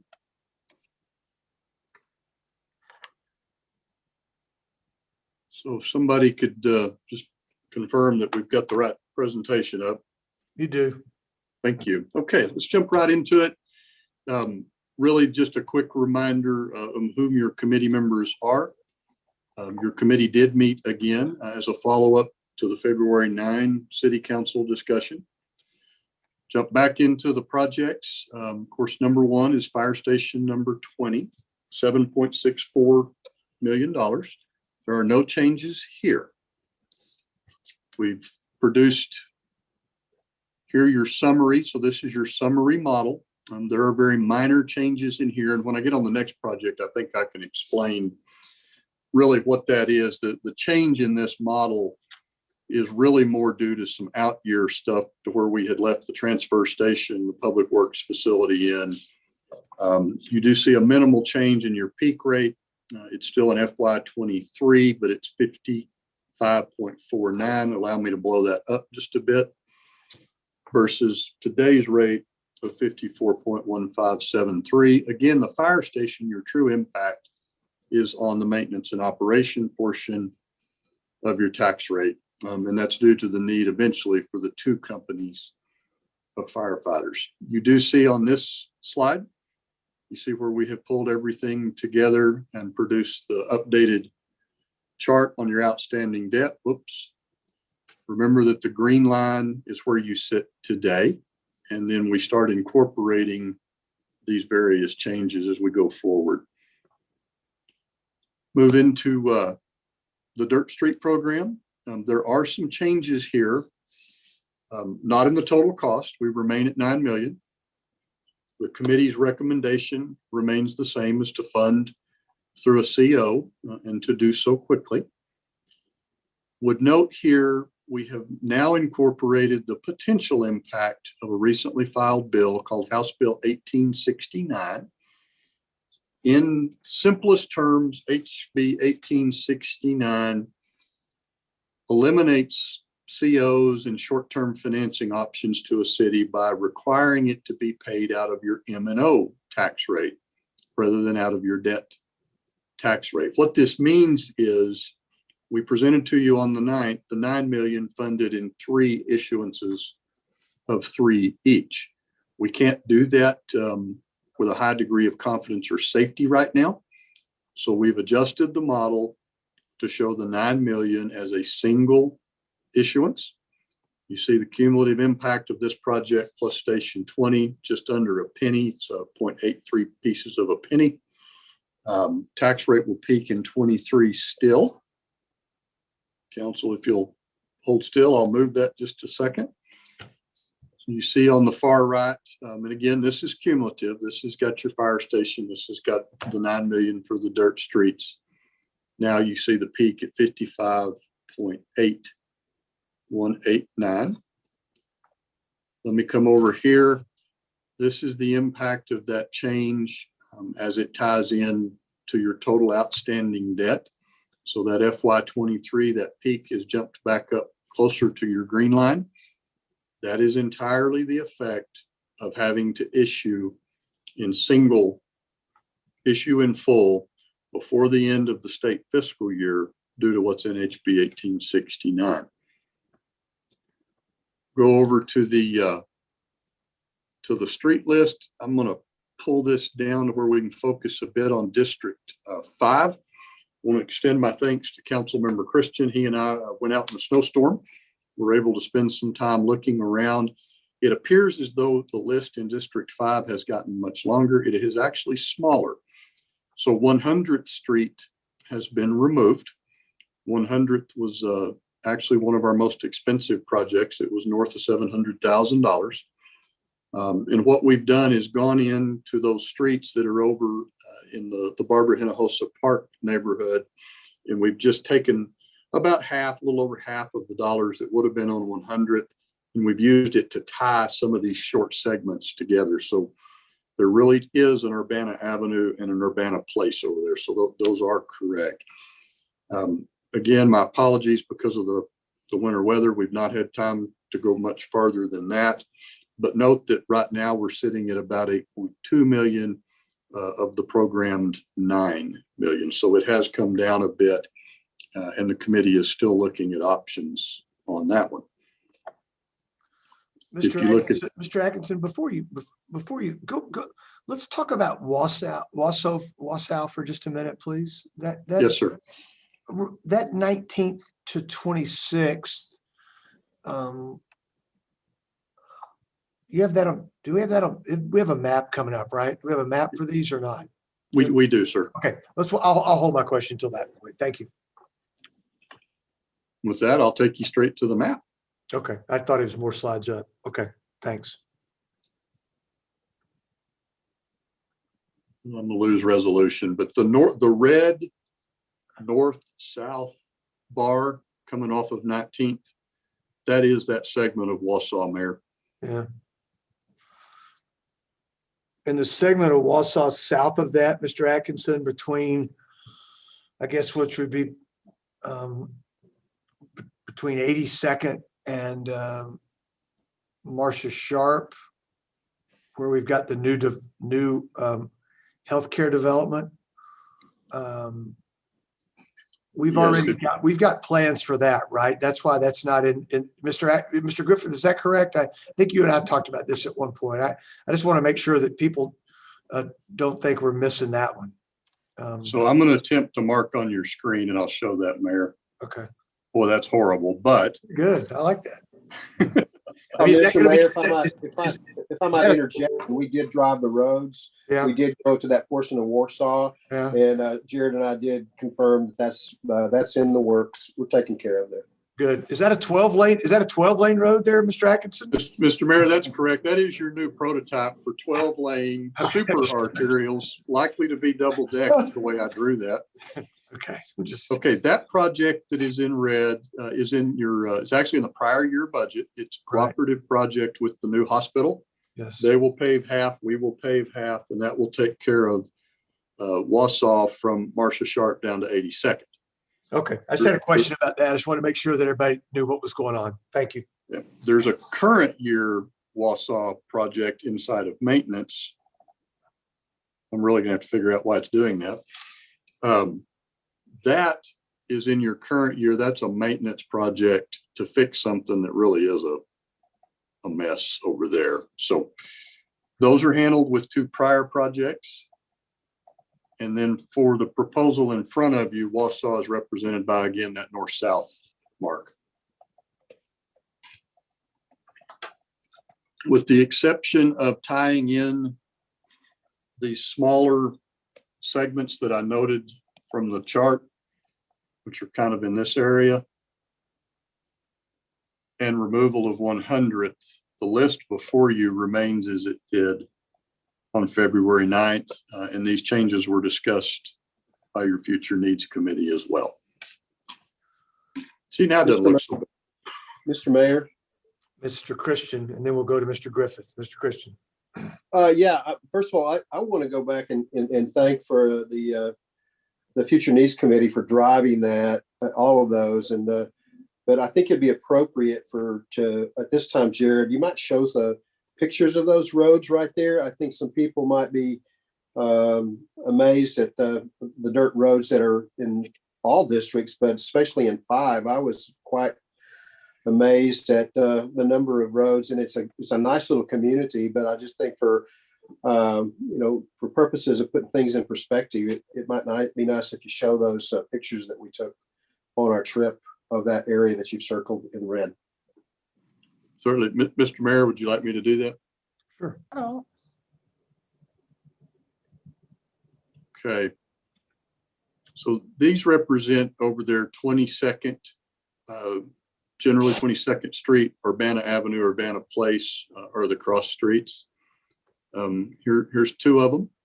You see that there's generally sufficient right of way. This is an area that has limited alleys. There's a couple of blocks that do. You see the dumpsters out on the street.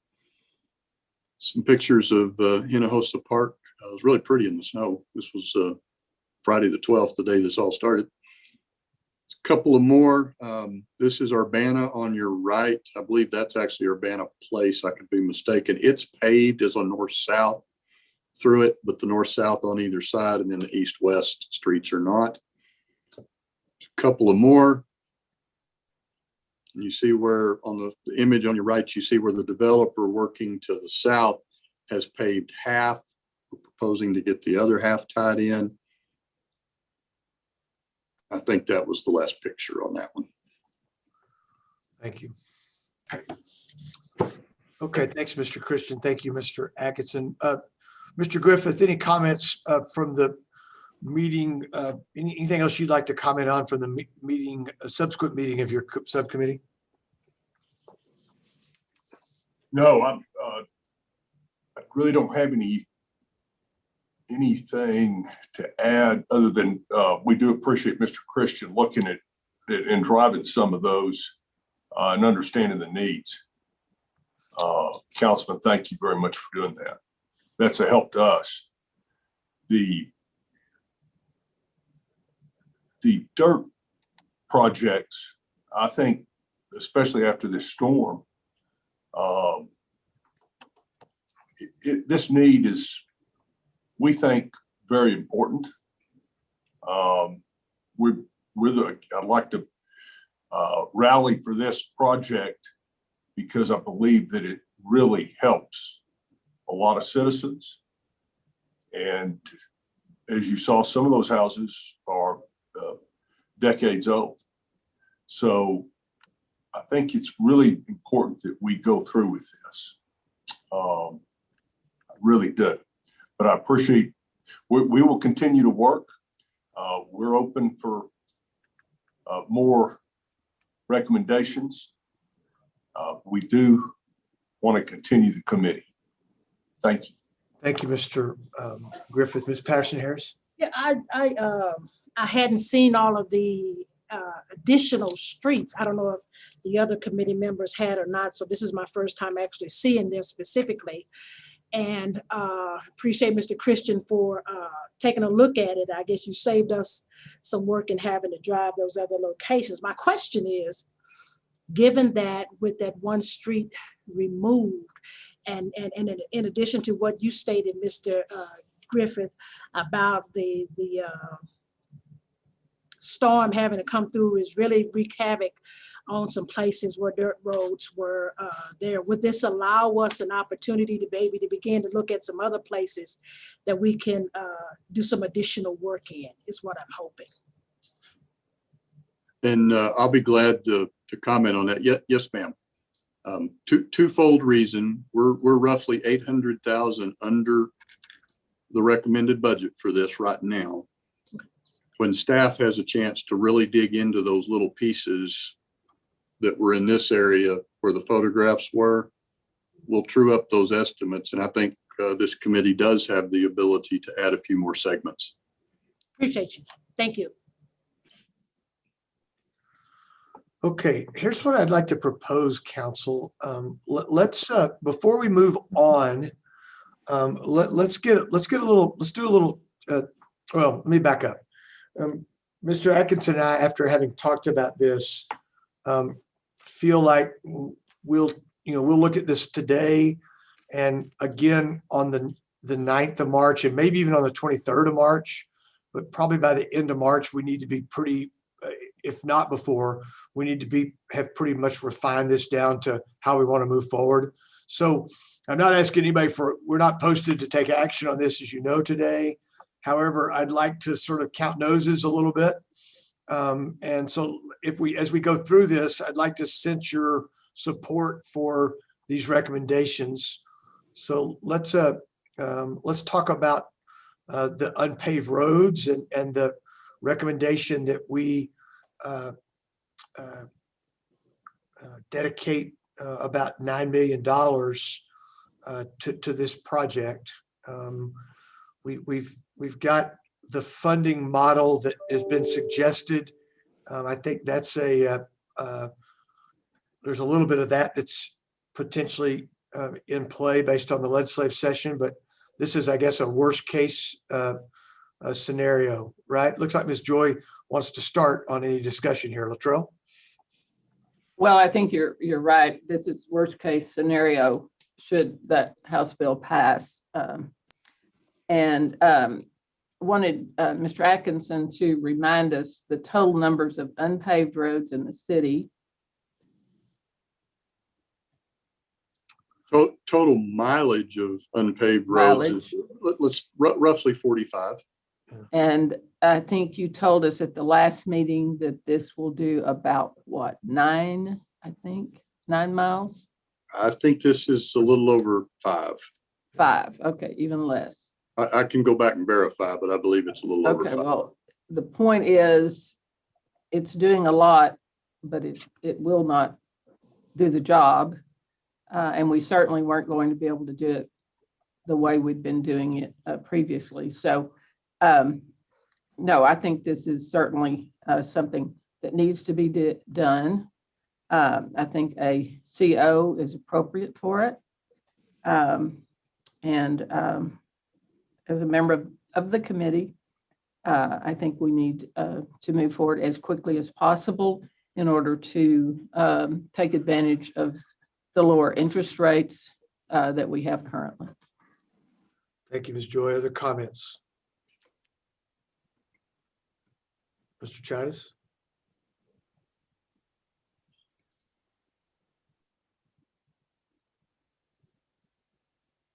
Still got your red light on, right? One.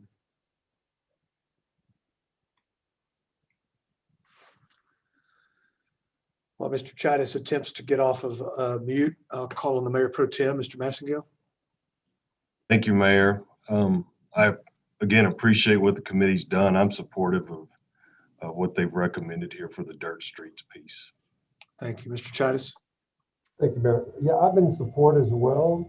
I'd like to, if it's not out there yet, Jared, could we get a more detailed map or a more detailed account of the unpaved streets, where they're located, what districts they're in? If the document's not there, if it is out there, we can share with us. I think we have it, don't we? But we have those by district, and I'll be glad to provide them. I just didn't put them in the presentation. To go back to Ms. Joy's comment, this represents just right at 5.3 miles proposed. Thank you, Mr. Atkinson. So we're doing right at 10%? Or A little over, not horrible. So, thank you. Mayor, Mr. Griffith. I think it needs to be said in Mr. Chadis, in our assessment of some of the dirt roads were almost, there's some mileage in that 45 number that is basically an agriculture based road, not really residential.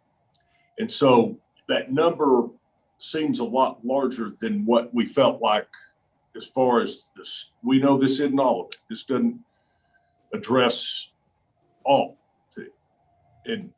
But we felt like it was ones that the most needs and the most amount of structures, being residential and business. We talked a bit about that last 2 weeks ago. Thank you for reminding us, Mr. Griffith. Okay, let's keep moving, Mr. Atkinson. I think we've got concurrence here, and this is not our last final bite at the apple, but I think we've got a pretty good head count here. So, Mr. Christian, I assumed we had your concurrence after what you had said. I think that's correct, right? Okay. Please, back to your presentation, please, Mr. Atkinson. okay. Should be back on the presentation. We're going to pick up with arterial streets. Proposal as submitted last meeting was 95.9 million. Reminder, the committee recommended funding through a general obligation bond and was suggesting, not locked in, but suggesting November of 2021.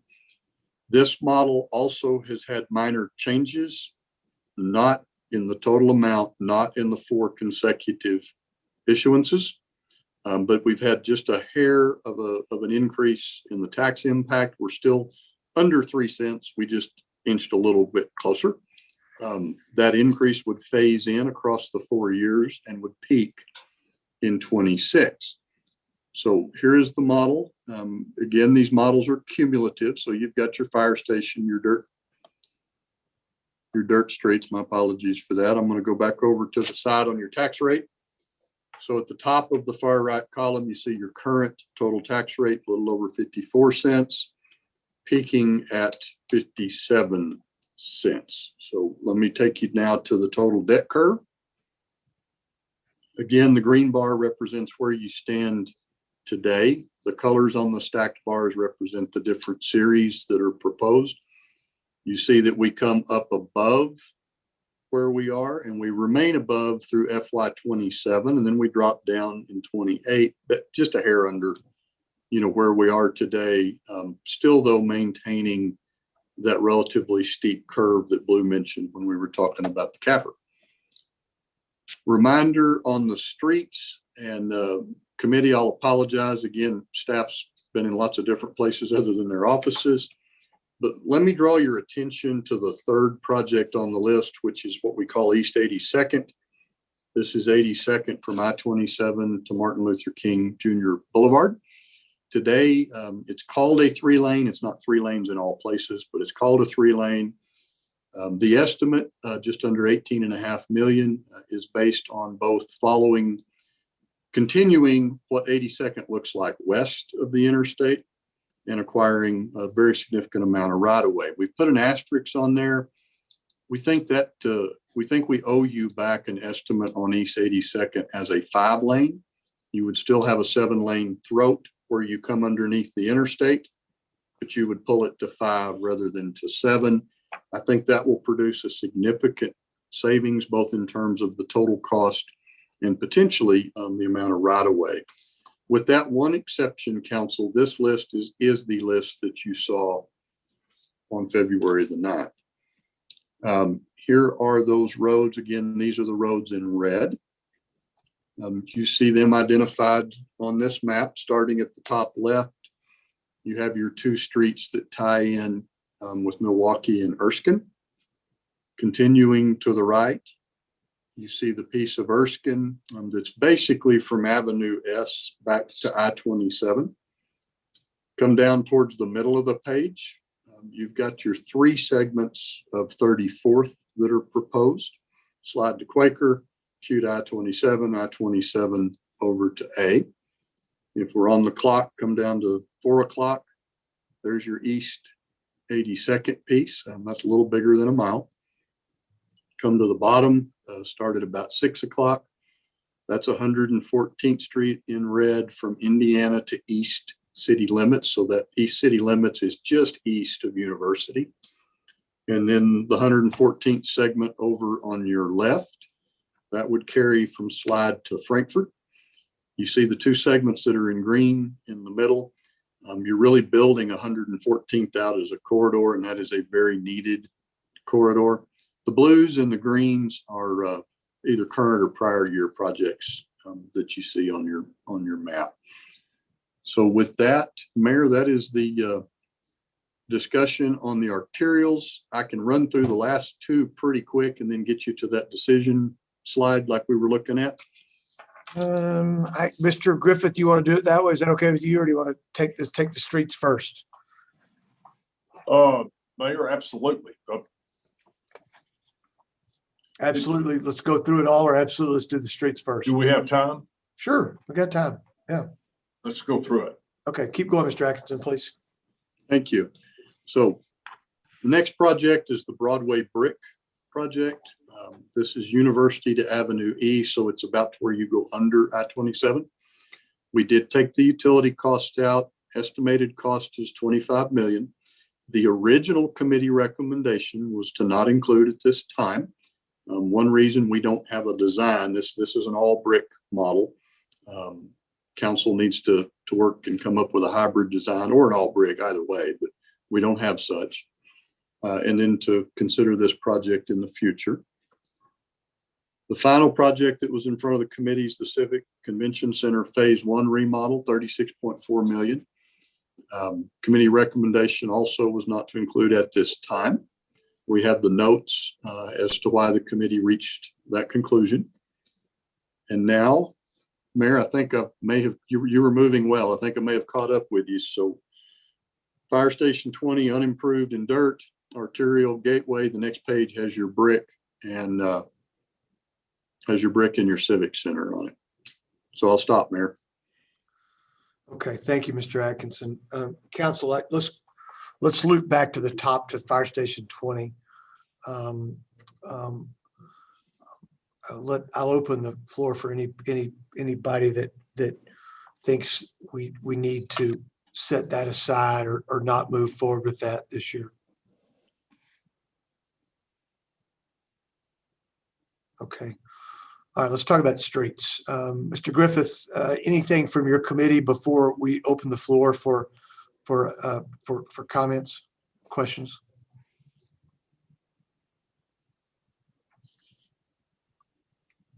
No, I'm anxious to hear from others. Okay, good. Who wants to start? I'll start. Mr. Massigo. Thank you, Mayor. Thinking about this since we last talked, it's been since '09 since we've had a bond that invested in our streets. I think I could support adding the Broadway project to the list. I'm not so sure that we couldn't grow the list beyond that. I looked at a couple of pieces. One was Quaker, south of 130th, and University south of 98th. I don't know if you take one of those or both of those, but I'd certainly submit that to the council for discussion, all those points. Okay. Mr. Mayor Pro Tem, could you repeat those locations? I didn't get them. Yes, ma'am. So I suggested adding in the Broadway project. I also suggested just looking at residential development and what's coming up out on South Quaker from 130th to 146th. They're building on all sides of that. Just as a reminder, we had a developer agreement to build from 98th to 130th on Quaker. And then also looking at the map, when you look at University, if you're familiar with that stretch of University from 98th to city limits, I don't know if you could tackle both of those, but I would submit one or both of those for discussion. Thank you, Mr. Massengale. Mr. Atkinson? Mr. Mayor, I would note committee reviewed specifically let's call it the South University and the South Quaker segments. So I have tentative estimates for your consideration. South University is going to be roughly 13 and South Quaker roughly 12, and those are in millions. So, Mr. Atkinson, let me ask you a question. If we address the university between 98th and 114th, that would mean that 98 or University was done, Indiana is done, Quaker is done, Slide is done, Frankfurt. What's Frankfurt's not? It's 2-lane between 98th and 114th. Is that right? Between 114th and 130th. I'm just saying. I think 114th's got to get done with this project. And my concern about moving south of that, Mr. Massengale and I talked about this, is that it might be that we want to make sure we address the even though there's more development going on in that piece of Quaker that Mr. Massengale mentioned. I hate to move past that mile of University, particularly in light of the fact that University comes back into the city limits, less than a mile south of that. And that's where some of our most significant home building is going on in the community today. Is that correct? That's your district, Mr. Massengale. Is that accurate? Yes, that is correct. Okay.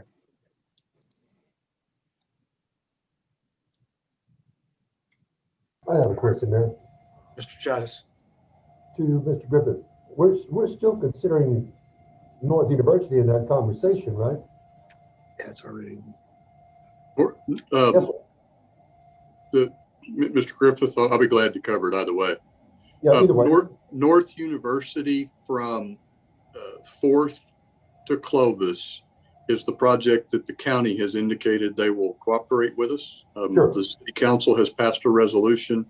Commissioners Court has done so as well. So we really expect to see that in your next budget. Super. Wanted to hear that. Wanted the public to hear it. Thank you. And yes, Councilman Chavez, yes, the committee discussed North University, but on the premise that the county involvement. Thank you. So yes, that was discussed, sir.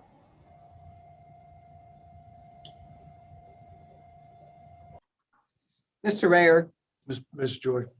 the committee talked about all these issues. It's not like we just did this one, that one, whatever. We had lengthy discussions.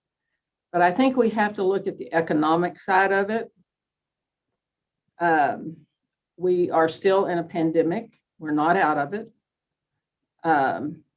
We hope that it will get better, but there's no assurance. Now we've just come off of an unprecedented winter event. And to me, to load this up if I can add this up correctly, if these numbers are correct, you would be adding 25 million, another 25 million, $50 million to this proposal. This, That's about right. and you would be adding some projects that might not be considered by some of our community members to be essential needs. We are talking about needs. Now, some of this development out in the area that Mr. Massengale is talking about, 130th to 146, we've already spent large amounts of money on those developments, and we've had some developers who have helped us out there. We also are to have impact fees, but we're still a ways off on getting any of those because they had a 2-year period in which those would not be assessed. So I think you are setting up this bond to fail. Look around you. Lubbock Cooper has just come up with a $420 million bond. Friendship has just finished an over $300 million bond. And I'll be real honest with you, our citizens are going to take a really hard look at this, and I don't blame them. I do not believe that that is good fiscal planning. And we were talking about future needs. Everybody thinks that their little corner of the world is a need. I think this committee did the very best they could to try to cover the needs. And I cannot support a bond that looks like it'll be about $150 million. Other comments? I'll answer that. I have a lot of thoughts about that, but I want to get other people's, I want other people have a chance to talk.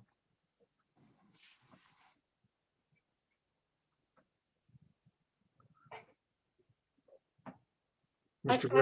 Griffith, looked like you're trying to turn your or Ms. Patterson-Harris, go ahead. I'm sorry. I was going to echo that, and there were quite a few hours spent with the committee looking at all of the different arterials and things of that nature that we thought needed to be on the list. And I tell you what, I think we could have loaded them up, because the ones that are there are those are ones we thought were tremendous needs at the moment. And we could have lined the page, because I tell you, I have a whole list of them that I would really fight to have taken care of within District Number 2. But that wasn't the point. The deal was to take the needs and to be able to touch as many spaces in the city for a reasonable ask. So I'm kind of along the lines with Ms. Joy on this, is that I think we have to be careful of really putting everything in one basket as to what we want at this time. Because like I said, I understand, and there are a lot of things that we could really load that list up and say, hey, let's do this one, and let's do that one. Is it feasible for us to do so, is the question. So I think that we need to make sure that we look at that and really be considerate of the citizens as we make this decision and going forward and do the best that we can in a decent and reasonable ask. Mr. Griffith. Thank you, Mayor. Mr. Atkinson, just a thought on the Broadway component. If you did a bond election, could you make that a separate item as an option? Yes, sir.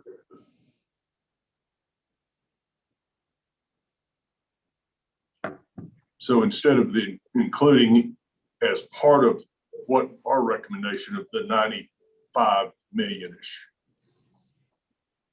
arterials, it would be a separate option on it. Okay. It can be structured that way, yes. They can all, every piece can be broken up. That's true. Just, that might be an option.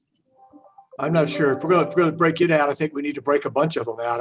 I can't, I'd have a hard time backing that. But that's just my initial thought. Mr. Christian. Well, that's an interesting thought, Mr. Griffith. I think that the word needs is self-defining, I think, is what Ms. Joy was suggesting. And I'm not so sure that at least one of those projects that Mr. Massengale has recommended we shouldn't take real strong thought about those as far as need and what that means to that part of our city, as well as those developments that are out there. So I don't think that we should just completely throw those two out. Because I've ridden those quite often, and I can see where Mr. Massengale is coming from. That I think that we need to look at those very carefully. And also, I think if you pulled out the brick streets and separated it out, I think that would be very, very interesting of people's perspective of needs in regard to the brick streets right now. Thank you, Mr. Mayor. Thank you, Mr. Chavez. Thank you, Mayor. Well, let's talk about needs. I've been in that little neighborhood surrounded by unpaved streets ever since my childhood. Talk about needs. You know, we can be on this all day long. You know, people have been very patient, previous councils, for whatever reason it may have been. It's not about casting blame, but there's a lot of streets out there inside the loop that are in desperate need. You know, these houses have been living on dirt streets, unpaved streets for, again, when you talk about my childhood, that's a long time ago. And I see that as a need. You know, I'm in agreement with Ms. Joy, what she says. And at the same time, I believe separating Broadway corridor, I think that deserves a strong look at. But you know, we've got a lot of streets out inside our city, inside the loop, inside District 1, District 2, that have been unpaved for forever. Thank you, Mayor. Thank you, Mr. Chavez. Well, we're not going to get to a decision point today. Here are my thoughts about it. Ms. Joy's points are well made about the pandemic. The friendship bond passed last fall. The Cooper voters will consider a similar bond. Both of those bonds are in essence funded with growth. In fact, the tax rates are actually going to go down, have gone down, and will go down for those taxpayers through that period of time, because they're able to move their M&O rates down, and they're able to fund that debt with their growth, and won't do it. Neither one will be able to do it without the growth. So they're basically set up to sort of smartly do it over a multi-year period. I think the Cooper project, if I recall correctly, it's a 10-year period. Does that sound right to you? Jared, Yes, you that see is the correct. presentation 10 too. years. It's been 12 years, Mr. Griffith, is that right? Since we did a street bond, 2009? Is that correct? That's correct. I don't know the amount of that. Don't remember. I can't recall either.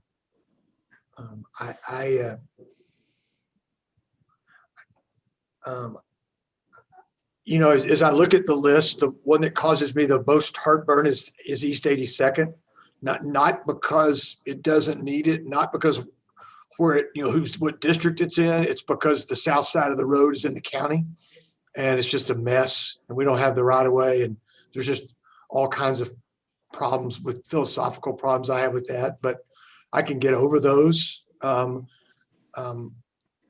Broadway's it's got to be in it for me. I just think I saw some polling as recent as 18 months ago where citizens a significant majority of the citizens supported work on Broadway, redoing Broadway. I think it's as much as many investments as we're making, it needs to be there. If you took 150 million in streets and said we wouldn't do another street bond for 6 years, which that'd be 50% faster than what we're looking at right now over the last 11 years. 25 million a year, let's just take it, 275,000 residents, we're going to grow faster than that. But that's an easy number to do the math. It's about $7.50 per head per month that we'd be investing in streets, plus interest. So if it doubles over the period over 20 years, it won't quite, but somewhere $12, $13 per person per month. Cities that are growing and are growing in the right fashion, whether they're filling in the blanks inside their loop, doing infill development or doing greenfield development, they invest in infrastructure. And we've done that with water. We've done that with electricity. I think we've done it in other areas too, where this planning reflects some work we're doing about a very much needed transfer station and a sort of a satellite city operation hub in a more of the southwest part of our city. And I think I think we should seriously consider a bigger bite. This is not in any way throwing rocks at the subcommittee. You guys did great work. You got us to a point where we could evaluate this, and maybe we end up with what you guys recommended. But I have an appetite for taking a little longer term look at it. I had Mr. Koslich and Mr. Atkinson run some numbers on it. It's not a break the bank scenario at all. And so that's where my head is. I think the South University piece needs to get fixed. It makes me sick at my stomach to drive 114th Street where we've grown past it. Councils didn't take care of that. I don't think that it compares to the university compares to dirt streets in our neighborhoods. With all due respect, I understand that the issue there and the need, but I think they're very different than thoroughfares, or for that matter, it doesn't. Dirt streets in our neighborhood don't compare to the work we're suggesting to do on Erskine, which I think is very important that it get done. I think it really will help that part of the city. And one of the prettiest parts of the city that, Lake 3 needs a lot of love. And I think with this and the elementary school happening, I think it gives a chance to really jumpstart, that part of the community again. So that's where I am on this as I think about it. Okay. So when we get together in 2 weeks, I'll have Mr. Atkinson, have at least a scenario where we can look at what would it be at 125 million, 150 million, so we'd know the impact of the tax rate. I think that would inform us so we could make some decisions. I have one more question for Mr. Atkinson, Mayor. If you're Sure, please. Mr. Atkinson, when you're looking at that, if you're looking at brick streets, is there any way could you justify longer term on a bond over brick streets? I like that question. Generally, on any of the traditional asphalt concrete streets, I would not counsel that you go over the 20 years. We're talking about working on a street that was laid 100 years ago. Mm-hmm. So I would be glad to run a scenario that just shows that piece. Yeah, that's what makes sense. 30. Yeah. Okay, thank you. Mr. Mayor, I guess I'll ask this question because I still have a lot going on in my head, but I'll leave it where it is and I'll just ask Mr. Atkinson if the committee will be meeting soon, because in light of some of the discussion today, there's some other stuff that we gotta take a look at. And I think that we do so that all things are well within the city as a whole. Absolutely. That's at the committee's pleasure. I think we need to continue to work on the dirt. I've got thoughts spinning in my head on a discussion on Broadway. So yeah. Appreciate you. Can't wait to see you. Thank you, ma'am. Mr. Mayor, since they brought up the Broadway project that we do not recommend from the committee, one of the discussions that we had was the fact that Broadway has not developed to date the way that some of us had anticipated. We still have lots of vacant buildings. We still have even some parking lots that are not used, that are vacant. And one of the concerns is going in and designing a plan and doing it, and then somebody comes along with a project that we can't say no to, and we have to tear it up. And that is a big concern for me. That's why right now I don't consider it a need. We need to see a little bit more development on Broadway to know exactly what we're going to be doing. From day one, the master developer had indicated that we might be taking out entire blocks of city infrastructure. That happened, I guess, in a way when they did the Cotton Court Hotel, although there were no buildings on that property. It was a parking lot. And so I would really hate to see us spend a lot of money and then have to come along and make some changes or tear it up. I think Mr. Griffith pointed out that right now we don't even know or have a plan about what to do, because there obviously are people who want to continue the brick streets. And there are people who just want to do something else. So I just think it's a little bit early to start tearing up Broadway until we know better what sort of development may end up being on that street.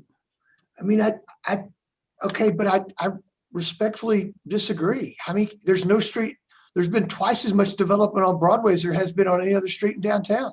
Mr. Mayor, you can disagree, but I'm not going to argue with you. That's I'm just not telling you, appropriate. let's start from the west. Let's start with Western Bank and right across the street, Cotton Court Hotel, and what's going on at the McDougal building and the NTS project, a proposed civic park, what's going on at the NTS building, what's already been done at the Pioneer Hotel, what's been done at the courthouse lofts, what's been done across the street at Old Brewery and where the Nicolette has opened up recently. So there's not a street in town. Now, it's not going to be perfect. I do think that we'd have to consider the sewer work that's going to go east to east-west if you did that, but there's not a perfect time to do it. And we also know there's not 25 million hanging around in the city budget for it.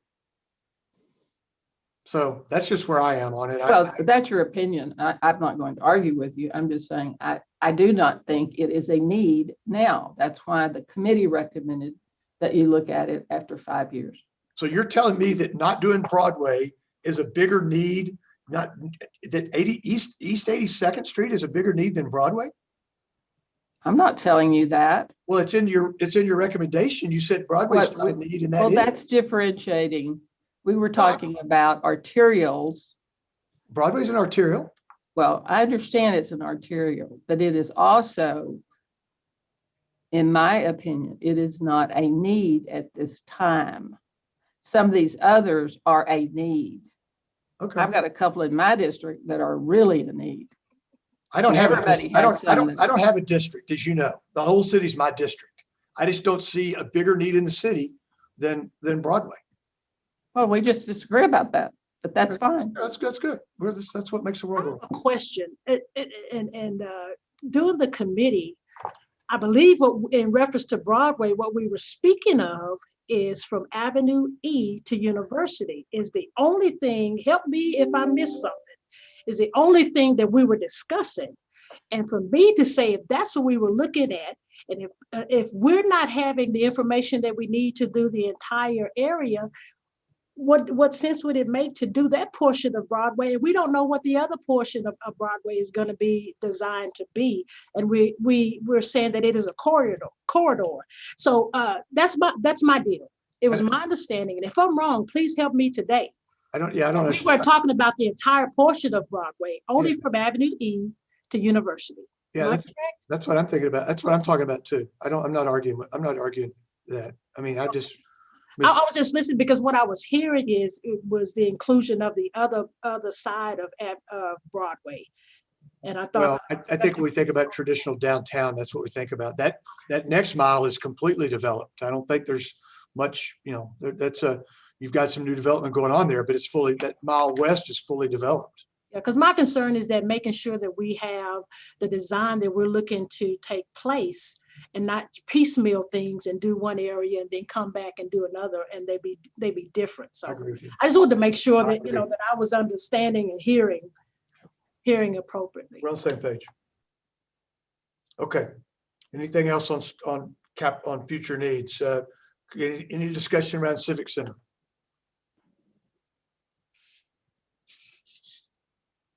I think the committee's recommendation is spot on that. We need to see what things look like here in the next few years on Civic Center.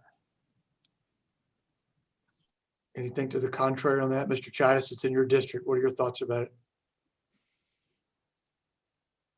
I'm in total agreement with what the committee's recommending. I think they're right on as well as Mr. Messigal said. Okay. All right. What else? Anything else before we leave future capital needs? So Mayor, not just very brief summary, we're going to continue to make progress towards Fire Station 20 and the Dirt Street program as recommended by the committee. The committee's obviously needs to meet. And then for our next council meeting, our work session, we will also have scenarios to demonstrate, I believe, 125 and 150 million impacts. Yes, sir. I think so. Anything else, council? I would ask Mr. Jarrett that we be open to look at a lot of different things. If we're looking at expanding what we're asking, I don't think that we limit ourselves just to those two things that were requested of today. I think that there's potential for some other things to be added. If I'm hearing from the council that we're wanting to expand, to look at expanding what has already been presented. I feel like if that's all we look at, we're still looking at limiting what we can do within the city. Okay. Mr. Griffith, looks like you got a comment. I'll be brief, Mayor. Thank you. I understand that, and this is always, we always have the issues of what we independently feel like is the priorities. Most importantly, what I would like to reiterate is regardless of which projects we end up with, I do believe the time is right to go forward because of the unique situation we find ourselves in with incredibly low interest rates. So in some of these that have been put off for a long time, I do believe that we need to remember what we're talking about on every one of these, with the exception of the Civic Center, is public safety. But I do think that we should act on this year.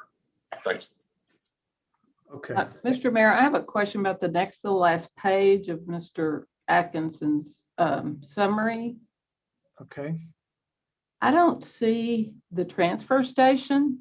It's not in the capital needs. It's in the it's implied because it's in the. It's in the model. It's in the model already. Okay, Yeah. okay, all right. Go back to the very first, show the very first right there, Jarrett. Right. I knew it was in the model. I just didn't know if it needed to be as part of this. Yeah, it's sort of down in the left. Yeah, I know where it is because we did it, It's there. Yeah. but I just wanted to be sure that he was including that in that CO. Yes, ma'am. That's okay. Council, I believe we have 3 pulls for tonight. 7:14, 7:15, and 7:16. Is that correct, Mr. Atkinson? That's what I have, Mayor. Mr. Weaver, I think that's what we had, right? Okay. All right. I think that concludes our work session. Is that correct? Look at my script real quick.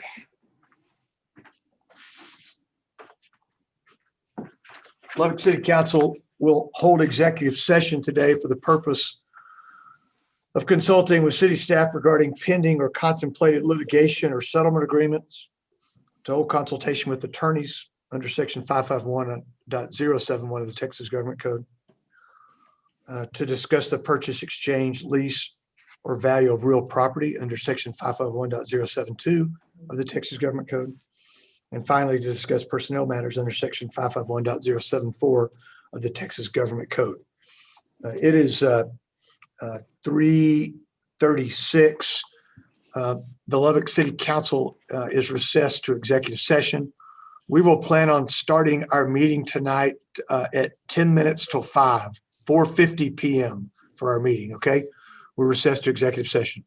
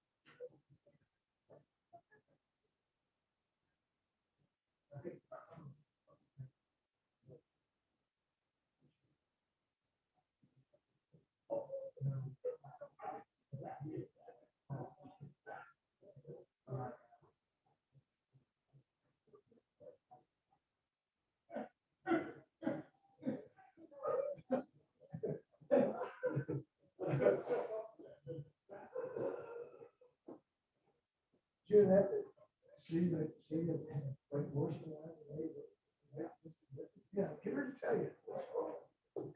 Those are two things that I'd like to do apples and oranges with. What do you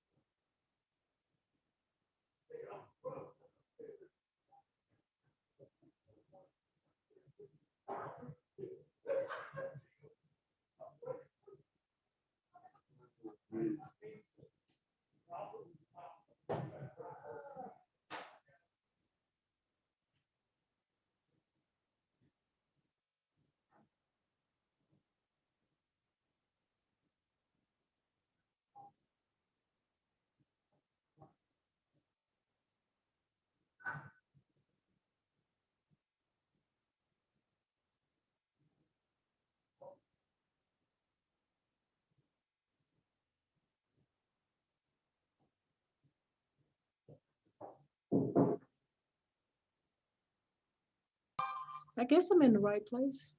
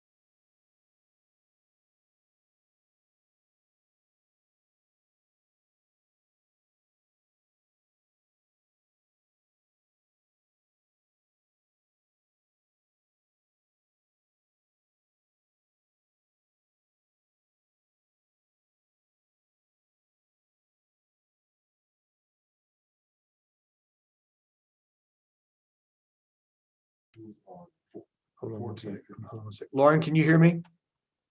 Yes, sir. Or Lacey, you got me here? Mark? Okay. We got you Yes, here. sir. I'm going to dark. I just want to make sure. Okay.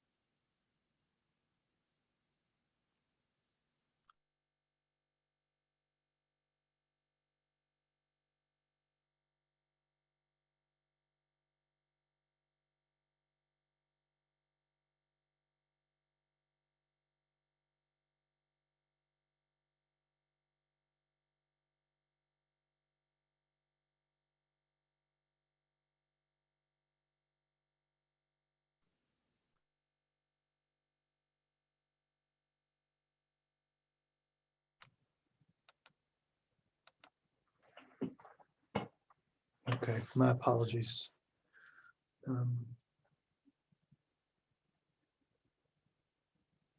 Okay. Council, it is 4:55, and I will call the Lubbock City Council back to order. We have returned from our executive session, and it is time for us to take up our ceremonial items.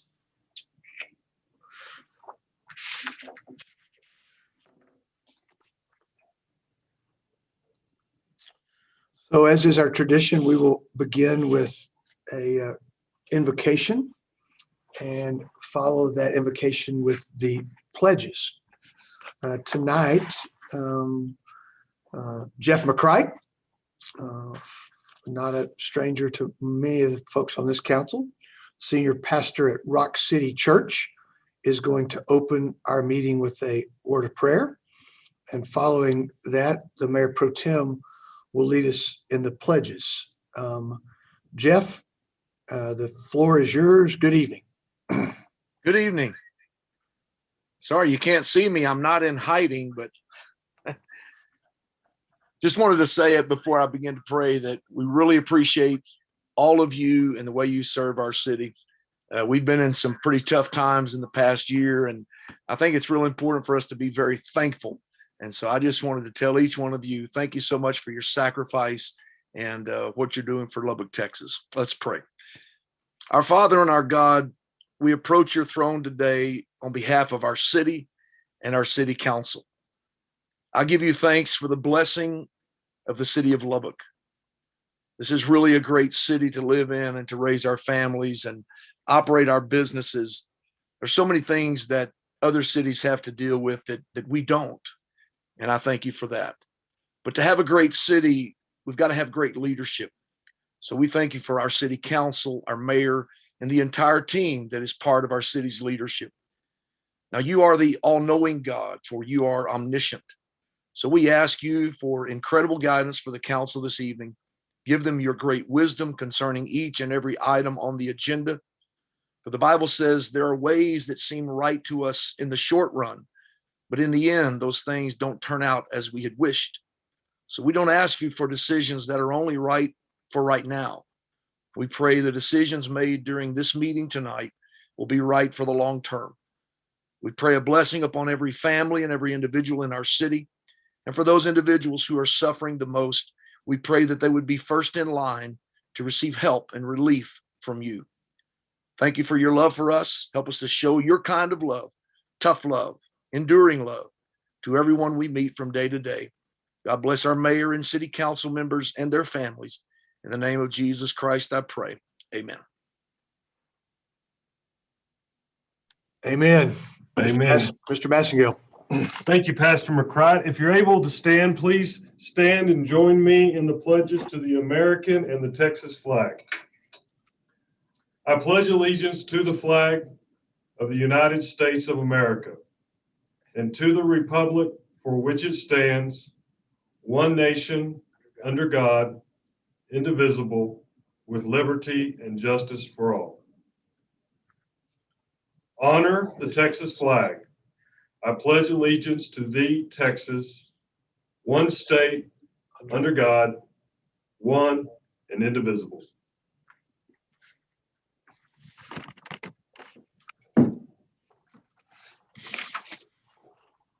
Thank you, Mr. Massengill. Jeff, preacher, we appreciate you. Thanks for what you do for our community.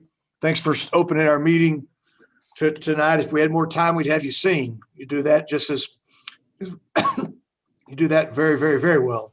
So God bless you guys. Our best to you and Tina. Okay, our next item tonight is our board recognitions. And tonight, Mr. Griffith is going to read through our board recognitions. As council, as you'll recall, and citizens that might be watching, we're going to do a slideshow and flash up. I think we have pictures of most of our appointees, and Mr. Griffith will do a brief description on the board that citizen is joining, or have been reappointed to. And then we'll be mailing the certificates that we like to provide to our citizens to commemorate and to show appreciation for their service. Mr. Griffith. Thank you, Mayor.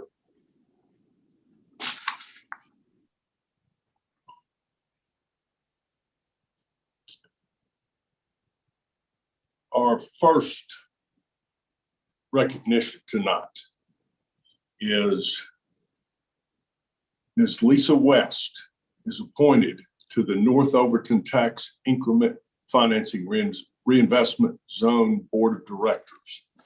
The purpose of this board is to encourage development and redevelopment within the North Overton District. Congratulations to Ms. West.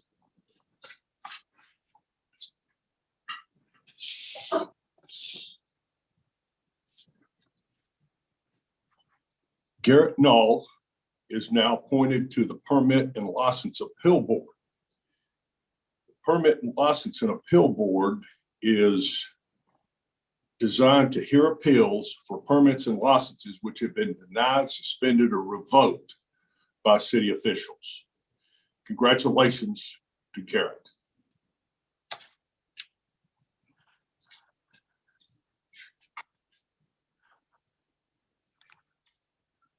Mary Krotz is now appointed to the Urban Design and Historic Preservation Commission.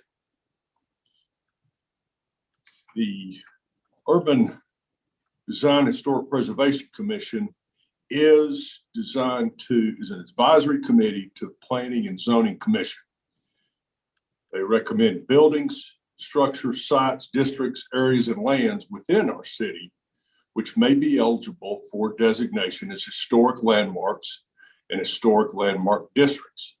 And they also review applications for rehabilitation, renovation, or expansion of landmark buildings. Congratulations to Mary.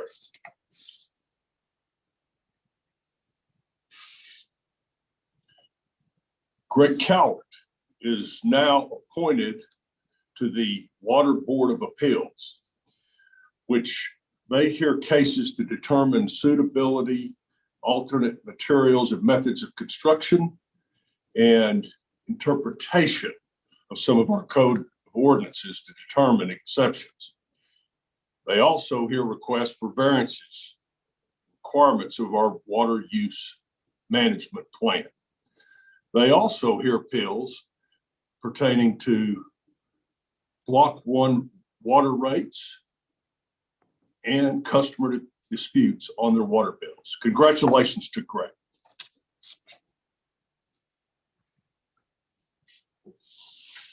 We have 3 appointees to the Zoning Board of Adjustments.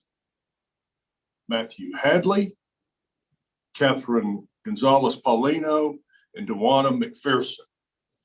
The purpose of the Zoning Board of Adjustments is to hear citizen requests for variances and special exemptions from regulations in the comprehensive zoning ordinances and grants relief if warranted.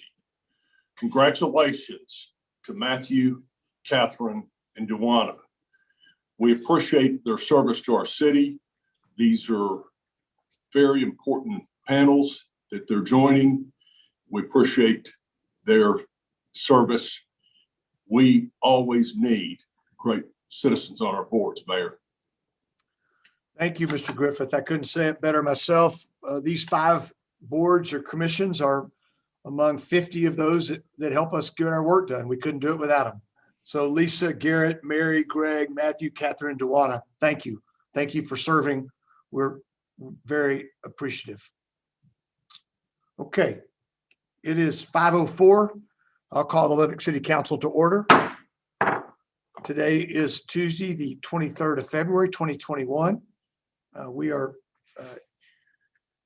in our second meeting, our regular meeting, second meeting of February. This meeting has been posted and called in the manner required by law. And our first order of business tonight is item 5, citizen comments. Now tonight we've received two citizens that want to speak. Two citizens that want to speak. One is Val De Leon, who is here to comment on item 715.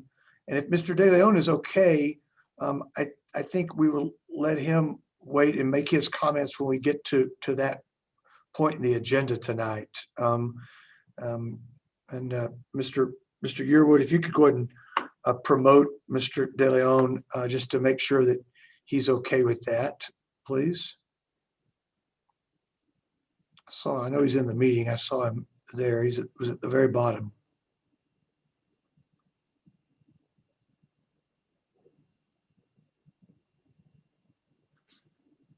Here he is, sir. Val, good evening. You okay with us waiting to talk to you till we get to item 715? Absolutely, Mayor. That's fine. Thank you. Thank you. Appreciate it. Okay. And the other citizen that signed up for comment is Adam Hernandez. And I don't, Courtney, you going to read the comment? Is that the process we're following tonight? Okay. Yes, sir. Okay. So Mr. Hernandez signed up, and the city secretary's office will read his comments. Please proceed with that. Thank you. My name is Adam Hernandez, and I am the communications chair on the board of Lubbock Compact. I'm currently living in the 7400 block of Avenue X. Comment from Lubbock Compact. We feel that creating the Charter Review Committee is a great step toward ensuring that citizens have an opportunity to provide input regarding the proposed changes to the city's charter, and we'd like to thank and recognize the council for having the foresight to create it. Having already gathered some input from citizens since November 2020 on this topic, as well as additional information, we would like to voice some concerns and provide insights as the committee moves forward with its work. It is our hope that the committee gives these insights and concerns serious consideration as they develop their recommendations. We have 4 major points of consideration to present today. 1, the mayor and city council members should be paid a living wage. In Laredo, which is similar to Lubbock in population size and council setup, the mayor is paid $75,000 per year and the council members are paid $50,000 per year. The majority of Lubbock citizens we polled were in support of a living wage of at least $60,000 per year for the mayor and city council positions. This would not be a significant expense on the budget, and increasing tax rates would make it less so over time. 2, the term for mayors should be 4 years instead of 2. 4-year terms would allow mayors to more effectively focus on cities' longer-term needs and would allow voters more time to determine a mayor's fitness for the position. 3, the citizen petition process should be updated to allow for participatory democracy while protecting taxpayer money from potential litigation costs. Instead of requiring a number of signatures equal to 25% of the previous election's voter turnout, the required amount should be a percentage of the total registered voters, which would fluctuate much less frequently and significantly.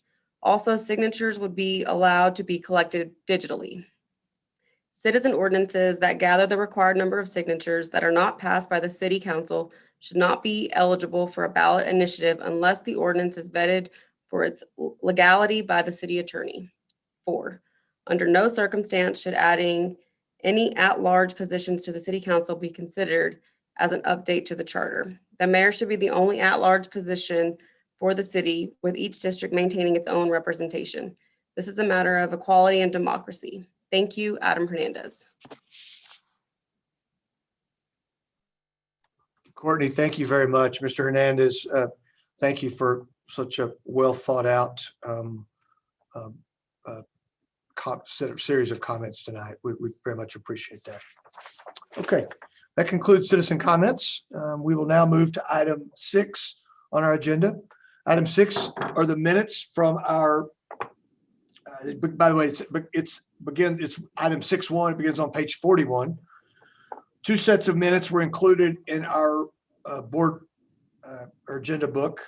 The December 16, 2020 special city council meeting at the Lubbock Economic Development Allowance Board meeting, and the January 26, 2021 regular city council meeting. Council, to begin consideration of these minutes, is there a motion? Move to Move to approve. approve. Second. Thank you, Mr. Massigo, for the motion, Ms. Joy for the second. Are there additions or corrections to these minutes? Okay, all those in favor of approving the minutes as they were presented, please say aye. Aye. Aye. Motion carries 7-0. For the record tonight, Ms. Garza, Mr. Weaver, just as we did for work session, we have all 7 members of the Lubbock City Council with us via video conference via Zoom tonight. I just want to make sure that that's duly noted. Okay. All right. Next on our agenda is the consent agenda. The consent agenda begins with item 7.1 on page 55. The consent agenda is comprised of items considered to be routine, and they're enacted by one motion without separate discussion. However, if a council member desires to discuss an item, that item is removed from the consent agenda and it is taken up separately. Tonight, items 7.14, 15, and 16 have been removed from the consent agenda. So we will handle those in a moment. Before we do that, though, is there a motion tonight to begin consideration of the consent agenda with the exception of items 7.14, 15, and 16?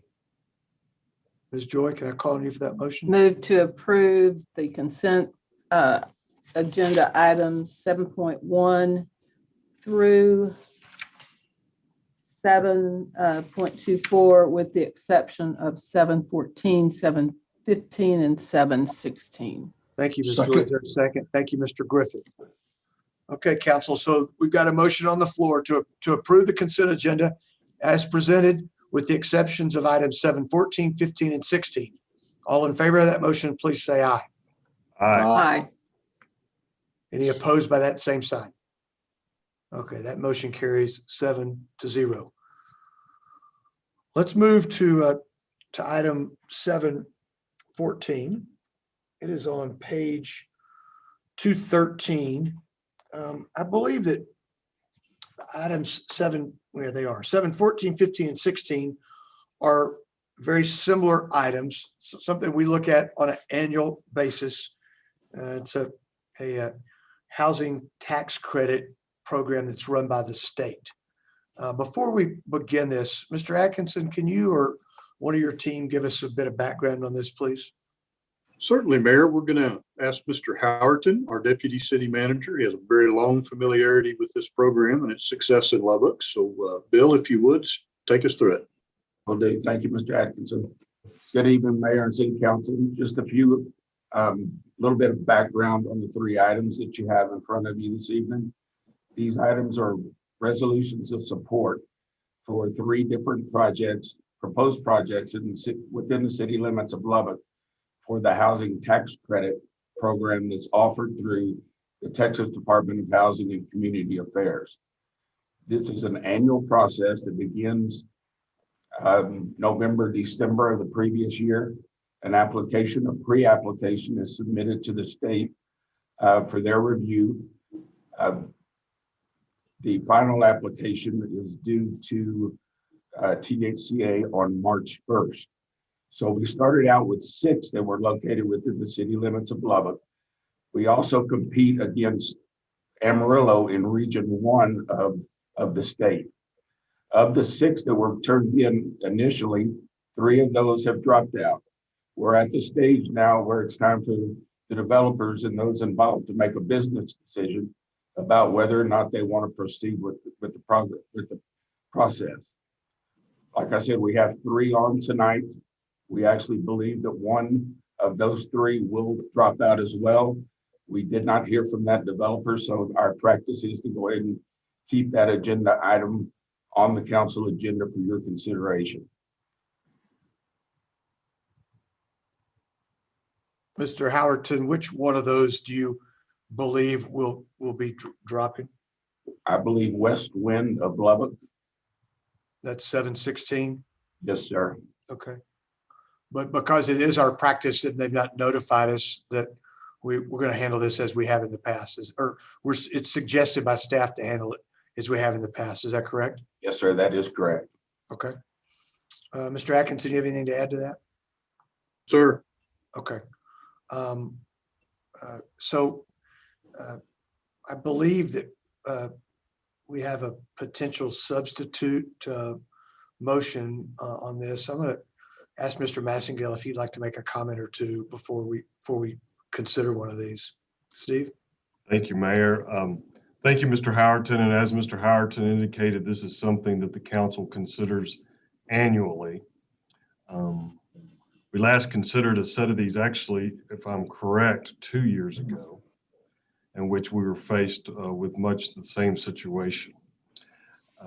With the information I have, I believe that one of these stands out more than the other. And if it would please the council, I would suggest that we would take these a little bit out of order, make a motion. I would be willing to make a motion on 715 and consider that first, and then make a motion on 714 and 716 subsequent to that motion and action. I would move to approve item 715 with the following amendment: that the City Council of the City of Lubbock identifies in-town lofts as the proposed development in the 2021 competitive 9% housing tax credits round that contributes more than any other to the concerted revitalization efforts of the city in the Central Business District TIF increment financing reinvestment zone. Okay. Second. There's a motion. We got a motion from Mr. Massengale, second from Mr. Chidis. Okay. Okay. All right. Mr. Massengale, talk a little bit about that, and then we've got Mr. De Leon here. We could reach out to him too, but to spend a few minutes, if you would, please. Sure. Let me just add a little bit first clarification. We're identifying this as the project that has the most impact in our community. While we are not, when we get to the others, I will make a motion. We are not objecting to the others. We will still support them, but this one certainly stands out. I have spent some time with the applicants of this project and have been very impressed with what they've proposed. This is a proposal to redevelop what most people know as the Jim Kimmel Center in downtown Lubbock. And I think everyone would look forward to hearing from Mr. De Leon on his thoughts on this project. I think we've got a motion and a second. If it's okay, I think it might be worth giving Mr. De Leon just a few minutes to run through this. Council, he's actually, if you'd like to see slides, we can share some slides. He did send us his presentation today. So if that's okay, if that without any kind of objection, I think Val will let you talk a bit about your project and share a few slides. I think a picture's worth a lot of words. Okay. Absolutely. Thank you, Mayor and council members, for the opportunity to speak this evening about the in-town lofts, the proposed redevelopment of the Jim Kimmel in-town Inn building. A little bit about HTG, who I am the Senior Vice President of Development for Housing Trust Group.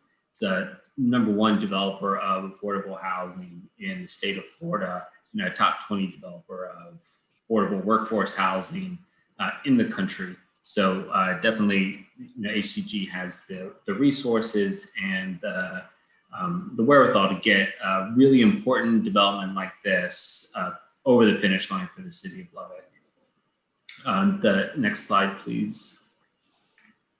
A little bit just about what we're proposing here. So we're looking at doing an adaptive reuse of the existing building, which in total, we're proposing 56 units of rental housing.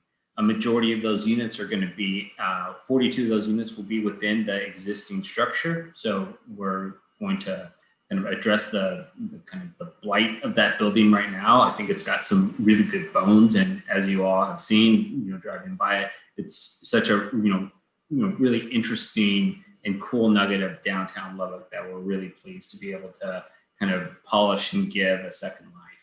The new construction piece, since we have the whole site under control, we'll be able to provide another 14 units of new construction rental housing with the addition of commercial and retail space. We want to go to the next slide. The development team for this housing trust group would be the lead developer and development owner. We have never divested or flipped any of our investments. We are looking to be long-term neighbors and members of the downtown community. I really don't think any of this could have happened without, the involvement of Overland Partners as the architect for this development. As I'm sure you all know, Sam Schwartz from Overland Partners was, intimately involved in the downtown master planning process with, I know a lot of you council members and with citizens of Lubbock. So Sam has brought, such great insight and a really keen eye for design. Next slide, please. So this is a massing of what the new construction piece would look like. Because of the historic designation and tax credits, we're looking to do a new construction piece that will kind of give a nod to the existing historic building, but also be able to present something that's new and cool that the residents of downtown Lubbock are really going to enjoy. Something that we're going to be able to activate in the streetscape and make this little part of downtown a real destination, not only for the residents that live there, but for other visitors in downtown amenities at the Buddy Holly Center and the Arts District. Next slide, please. So this is kind of a bird's eye view of what the overall site plan looks like. As you can see, we're maintaining almost the entire structure of the existing in-town inn. The ground floor here you'll see is where the old diner used to be, where you could get the crispiest waffles in the city. We're gonna try to put that pool back into that courtyard there and try to really take advantage of these roofscapes and try to get some roof terraces. And next slide, I think maybe you'll see a little bit more. So there's kind of a streetscape of what we're looking to do, kind of replacing this storefront glass, and again, really kind of activating the streetscape and making this a really unique and cool development. And I think we may have one more slide in there. So this is just another corner here of the existing hotel in Kimmel Center.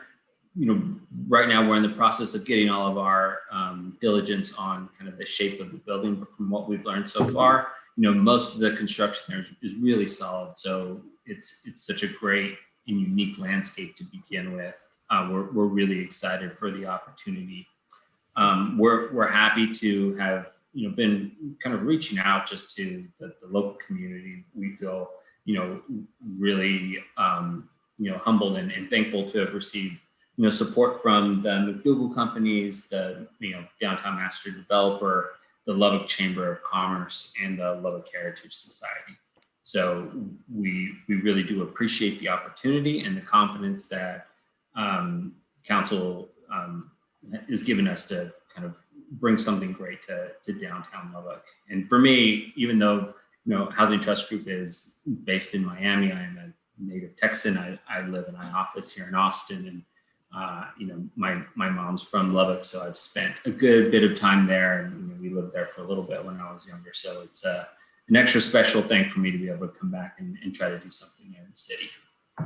And I'm available for any questions you all may have. Okay, thank you, Mr. De Leon.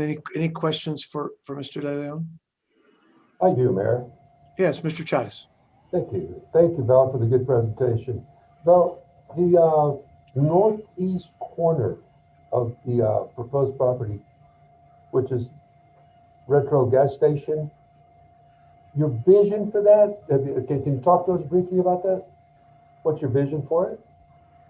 So we have not identified tenants for it yet. We will target it and try to kind of white box it as, a retail component. One of the things that we'll do is, really just kind of get it ready for lease. And as a backup, we're always, willing to kind of take that over as amenity space for a resident. So it can be multi-purpose space. And, I think one of the things that's been great, but also, a little challenging is that having the whole city block under control, it's a lot of options, trying to figure out what exactly are we going to keep, what is worth saving. I think that the building on the southwest corner, we will get rid of that building, kind of get the parking fully encased on the site and fenced off. So we'll be able to park all of our residents on site, and the parking lot, coincidentally enough, is actually part of the historic designation just because of the historic motor inn concept. So we'll be preserving that, updating it, and there won't be residents kind of looking for spaces in downtown. I know that's a priority for the city to kind of eliminate kind of on-street parking. We think we can get all of our parking on site. Thank you, Val. Thank you, Mayor. Thank you, Mr. Jadis. Other questions for Mr. De Leon? Okay. Thank you very much, Val. Council, I know we've got a motion on this and a second. Let's hear some discussion around this, please. Mr. Christian. Sure, Mr. Mayor, I'd love to jump into this. I think that this is an absolute great project for a piece of property that needs some love and care. I love the presentation of what they're wanting to do with it to keep the integrity of it as much as possible to its original look and feel. I think that, I hope they do, bring back the coffee shop that was originally there years ago, where there was a gathering place for lots of folks. So I'm really excited about this, and I'm particularly impressed with the partners that they put together to make this happen, because I think it will be a stellar project and another addition to the ever-growing and ever-popular downtown. Thank you, Mr. Mayor. Thank you, Mr. Christian. Mr. Chavez. Thank you, Mayor. I was, during our meeting with HTG and the Overland Partners, great meeting. They had my attention when they said they were going to restore, not tear down that building. It's been vacant for many, many years. It's been flipped back and forth. Val and his group have got a great plan. I'm all in favor of this. It looks great. It'll be good for the downtown area as well. Much appreciated. Thank you, Val. Thank you, man. Thank you, Mr. Chavez. Val, talk a bit about the target market for residents, please. And I know you sort of moved over that, but we talked a little bit about, I think that's an important part to this. Can you just spend a minute on that, please? Yeah, absolutely. So, we're targeting, this is essentially, workforce housing. We're going to have targeted marketing. And what the idea is that, we really want to identify recent Texas Tech graduates, young professionals that are looking for a cool place to live, that may be kind of in their first job out of college, that, they're not necessarily ready to be homeowners. And we think that that's a really important part of kind of revitalizing the downtown, area. And as a person that does workforce housing, I will, say that there's a need for affordable housing everywhere in the state. So it is great to see that,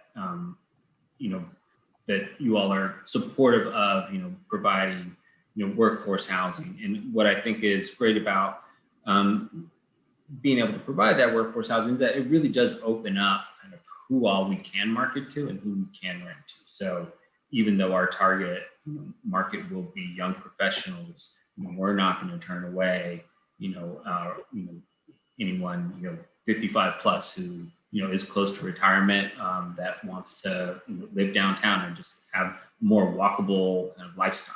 So I think that's an important part for us. And, one thing we never want to see is vacant units, and we're looking to be, fully leased up by the time we get our initial COs. So very excited about the opportunity. Thank you. Ms. Patterson Harris? Yes, Mr. De Leon. Mm-hmm.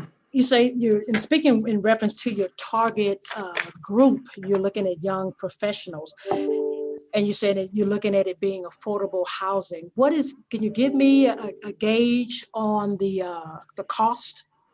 Yeah, good question. Sure. The potential cost for being there? And the reason I say that, I know you said like Texas Tech recent graduates and stuff, but there are other young professionals that may not go through that path, Exactly. nursing Yeah. and all of those things. So I'm just curious.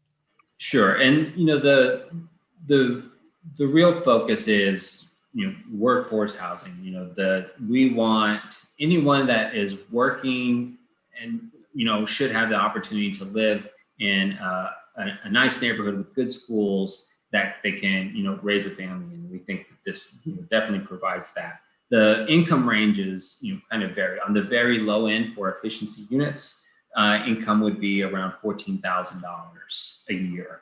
And on the higher end of the 60% units, depending on the number of persons in the household for a 3-bedroom unit, close to $44,000 a year.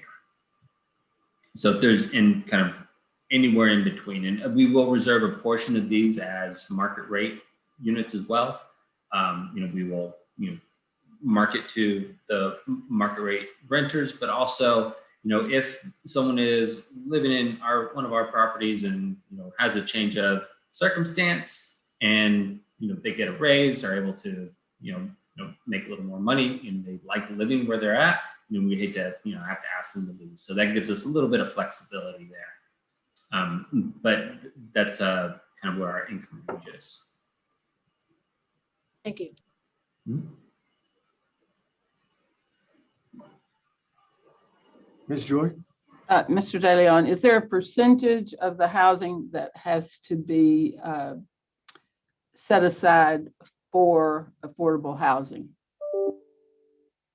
There is, and so it's really kind of left up to the developer. Right now in our pro forma that we're running, we're reserving 85% of those units at affordable rents, and that's 60% of the area median income and below, and 15% of them would be reserved at market.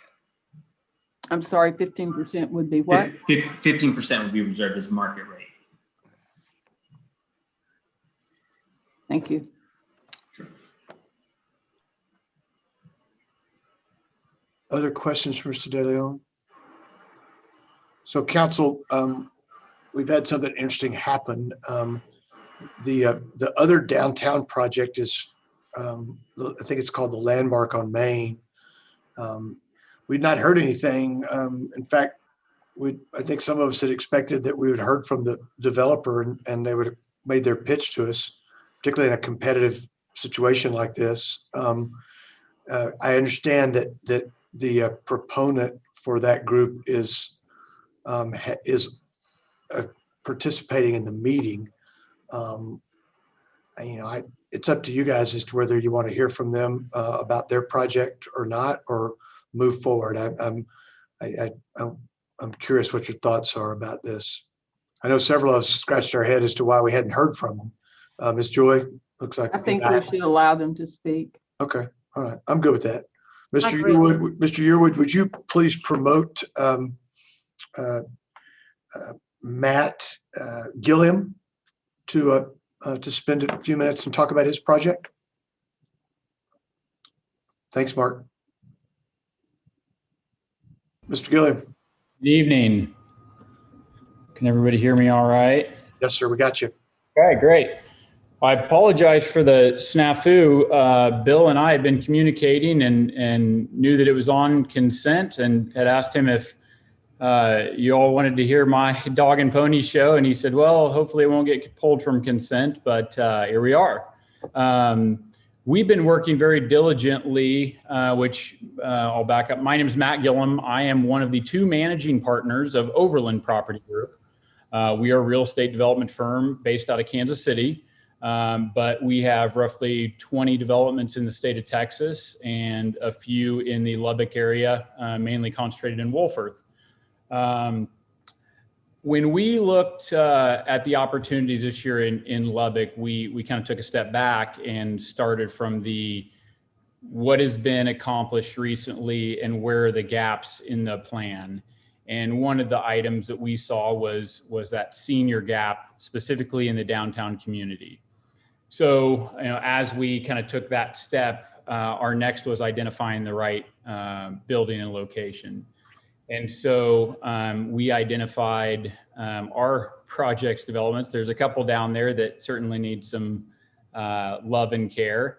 And we identified this one as being a unique opportunity to bring a building with, historical significance back to life. One that's had significant challenges to it. I can tell you, we took our entire design, engineering, architecture, and historical consultants down there for a kind of an intensive process to get everything going. This was back in the fall, and at that point in time, we identified this as being a challenge that was unovercomable without some very unique partnerships and abilities.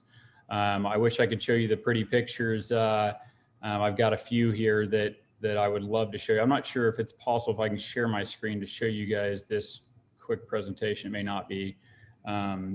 But one thing particular with this building is it has been tried time and time again to be redeveloped. And for one reason or another, the finances haven't worked. I know another developer tried to make this work last year, but ended up dropping it because they could not make the financials work. We have overcome all of those. And most importantly, we're sitting in first place in the entire region right now. So Lubbock and Amarillo compete against each other every single year for a deal. So currently, you've heard from the other developer in the downtown district, that developer's application is sitting in third place. From a point perspective, the Amarillo development is sitting in second, and our development is sitting in first. So currently, the allocation, if we were able to carry through with our points, one of them being this resolution of support, our development would be funded. If we were not to receive the resolution of support this evening, and the Amarillo development were to carry through with all of their points, they would actually beat Lubbock, and so Lubbock would lose out on a downtown deal. Those are just the black and white of it. I think the other developers got a really great project. It was a building that caught my eye, I can tell you that as well. But we ended up just taking a different approach with a different building about a block to the west. So again, I apologize you don't have my presentation in front of you or the ability to see that, but we do specialize in historic renovations and in affordable housing.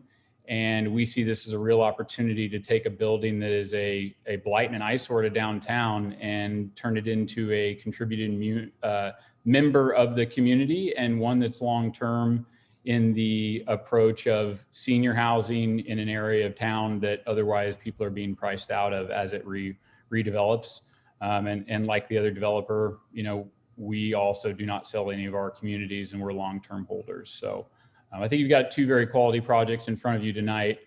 There is a little bit of a scoring difference between the two, with a project in Amarillo sitting in between us. So happy to answer any questions you all may have. I have 2 questions. What market study leads you to believe that senior living is desired downtown? Sure. So actually, we have a market study that was done recently in the downtown area on multifamily that showed us that the multifamily area, because of the investment into that that part of town is a little saturated at this point. And so since there's not been any senior living that's been provided there, that is certainly an opportunity. And the reason we took that tact was because it had not been done. We do have a third party market study that is within, I believe, a week and a half of being completed.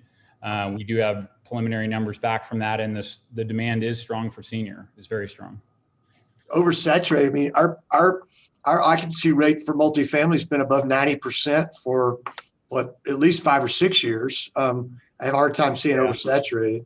Let me ask you another question. When the downtown developer and reached out to you about learning more about this information or this project, you didn't respond. What's the thought process behind that? The downtown developer reached out. I believe they sent us an email last week, and I believe I responded back and told them that we were in the process of the application right now. We had met with the Economic Development Corporation back in October. We had a pre-conceptual meeting with the city and city services actually last week, where we met with fire, we met with parking, all the planning staff, et cetera. Okay. All right. Thank you. Just question. no meetings with the people that vote, right? Not one-on-one. No, we or even as a group. I mean, nobody reached out to my office trying to set up a meeting. Right? Is that true? I did not reach out to your office. No. Okay. I mean, we've been doing this for, this is my 5th or 6th time, and we normally hear from the people that want to take us through their projects. So I just find it a little bit unusual. Ms. Patterson Harris. I have a question. When you say senior living, share with me that age range. 55 and better. Oh, okay. So I fit off in there. It's pretty young, Sheila. As I say, it's 55 and better, not the other. Yeah. And I'll ask the same question that I posed to Mr. De Leon earlier when you're saying affordable housing. Give me a cost range for individuals, and what is it? Is it the same as 60% median income that individuals would have to fit within? Yeah, so we have I'm just pulling the unit mix up right now. So we are targeting individuals from 30% of the area median income. I would assume the mix is very similar to the other affordable deal. So we are targeting all the way from 30% of the area median income to 60% of the area median income as well. So very similar targeting as the other developer. This program really incentivizes you and entices you to tie that. So specifically, our rental rate and unit rate, we do not have any market rate. We are 100% affordable. So that is the big difference between us and the other developer. So is it 100% senior living, or is 100% senior living, and it is all affordable. So we have 5 units at 30% of the area median income. We have 11 units at 50% of the area median income, and then 36 units at 60% of the area median income. So your rental range on those 30% units goes from, after you take out kind of our utility allowance, it goes from roughly $318 a month all the way up to the 2-bedroom and 1-bedroom 60% units, which are $708.35. Thank you. Okay. Thank you, Mr. Gilliam. Council, any further questions for Mr. Gilliam? Ms. Joy, looks like you might have a couple. Are there any other facilities within this project other than just housing that are more tuned to seniors? Are you asking if we have tailored specific programming or amenities to senior? Yes. Yes, we do. So senior living is something that we really specialize in, on top of the affordable nature, the programming, but also the building design the swings of doors, the cabinet placement, all those things are taken into consideration. So specifically in this community, we have community areas, so community libraries, community living rooms, sitting areas. We actually have them on each floor. This building, hopefully none of you have been in it. A lot of people have gotten into that building since, the short 8 years ago when it was last occupied. It is trashed on the inside. I mean, absolutely trashed, and there are graffiti tags everywhere. So we will go in and have to remove all the drop ceilings, all of the temporary walls that were put in place, and go back to the historical nature of it. But then that also creates, there's a lot of dead space in the center, which works really well for senior because you have gathering spaces on each and every of the 7 floors. So that space in general will have some different programming for each and every floor. But then the programming as far as the resident services that we'll provide will be tailored specifically to seniors. Are they required to be able to care for themselves without assistance? Yes, so this is independent living. So this is active independent senior. So these are seniors on fixed income. Most seniors that are on fixed income qualify for affordable housing because of that fixed income. And so, yes, they cannot be, this is not assisted, this is not skilled nursing or memory care. This is simply independent senior living. So these people are active in the community, and this is, they're wanting to live downtown to take advantage of the amenities that are there. I am looking at a scoring sheet on these applications, and I will tell you, this may be an old one, but I'm showing your project, I'm showing the In-Town Inn project, and then I'm showing the Amarillo project, and they are all at the same score. So is there something more recent? The pre-application log is, we're seeing 139 points with the Amarillo app being at 138, and then the In-Town Lofts being at 137. Again, we believe through tiebreakers and other that, and through scoring that we are in fact the first place deal right now. Are you talking about the self-score? Yeah, that's what I was going to ask. Because the numbers you gave me would not put Amarillo in second place. I will have to go back and look. I'm normally more worried about our deal, obviously, than the competition, but in this case, I quickly pulled it up and tried to verify. But I can tell you that we've gone through this in detail. I'm going to find my scoring sheet here with our consultants. We have a history of getting these deals, but through either scoring and tiebreakers, I can tell you we are in first place. Well, I understand that, but you also made the comment that if we didn't support you, that Amarillo would be first, and that's what I'm trying to ferret out. Is that really accurate, or are they in third place now?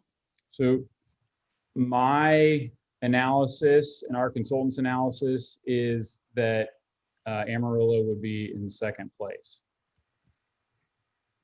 Well, I'm showing self-scores of 139 for both you and In-Town Inn, and 132 for Amarillo. So I don't know. I'm just saying, I'm not sure we're all working on the same numbers. And, as long as Amarillo's in third place, I'm okay. Right. I just don't have anything more recent. I'm going to go back to Mr. De Leon for a minute. It seems like Latrell, you and I talked with them last week, and it seems like there was a detail to their scoring, something that had been resolved. Val, do you have something to add to that? Do I remember that correctly? That's correct, Mayor Pope. So on the pre-application log, as posted right now, In-Town Lofts is shown at a 2-point disadvantage from Landmark on Main. And so I try to avoid getting too deep into the weeds on these things, but essentially we wanted to request 5 points for historic preservation.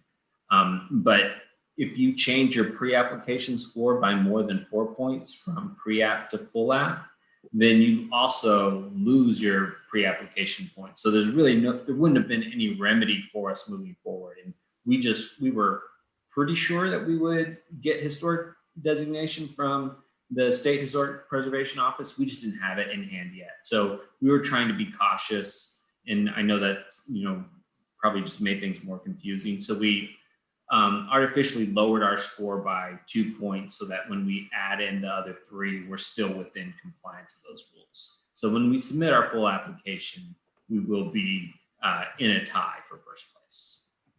Okay, thank you. I thought I remembered something like that. Okay, Mr. Gilliam, Mr. De Leon, thank you both for your time. Stay with us. We may want you back. I'd like to, Mr. Yearwood, would you promote Mr. McClendon, Mont McClendon, the downtown developer, please? I'm interested in their perspective on this. And I think Mr. Taylor, the chair of the downtown TIF, is with us also. You might promote them both for just some real quick comments on this. Mont, will you go first, please, sir? Sure. Still trying to find him in the audience, sir. I think he was R. Taylor. I saw him earlier. I think it was just R. Taylor. You might look there. While you do that, we'll let Mr. McClendon speak. Mont? Sure. And thank you. I'm trying to get the sun in my eyes. If asked the question as between the 2 projects, which within the 4 corners of the downtown master plan update most contributes, and I think that's the motion before the council.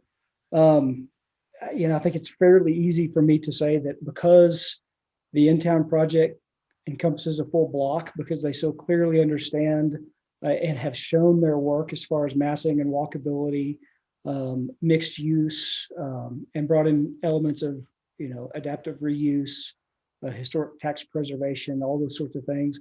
And the fact that it's closest to the second key area, which is the extension of J north to the Arts District off Broadway. I think in that context, it's relatively easy for me to say that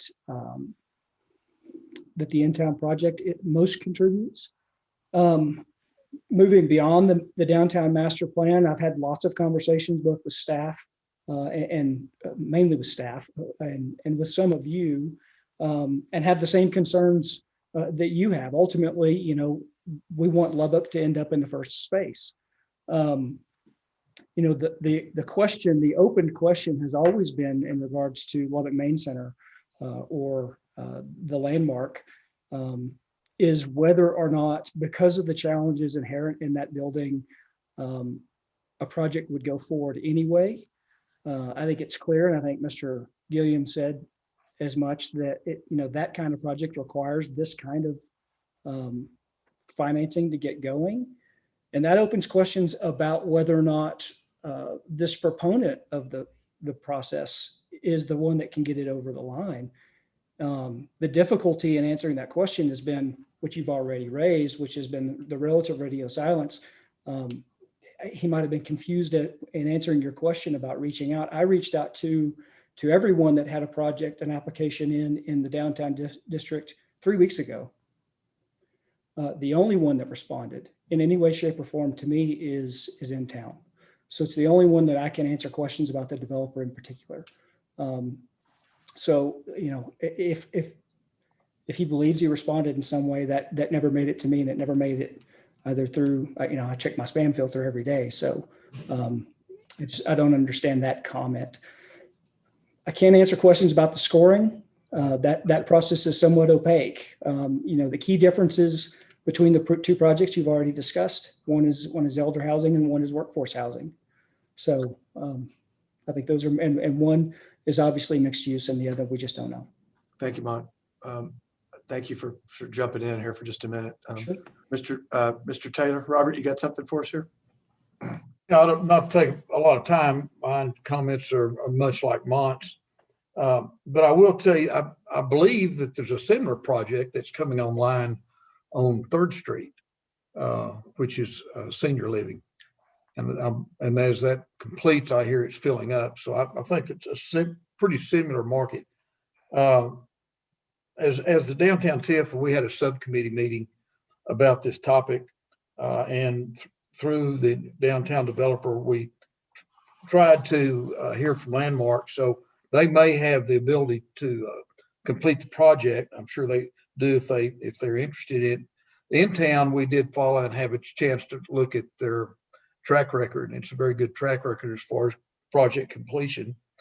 The target market really did interest us in that being the target of the young professionals, there's no way to guarantee exactly who goes in that. And when I think when you look at South Plains College, it's going to be down there, and that means not only faculty, that means support staff that's going to be supporting that facility. I imagine we'll have a lot of other people interested in moving there and working at places similar to that.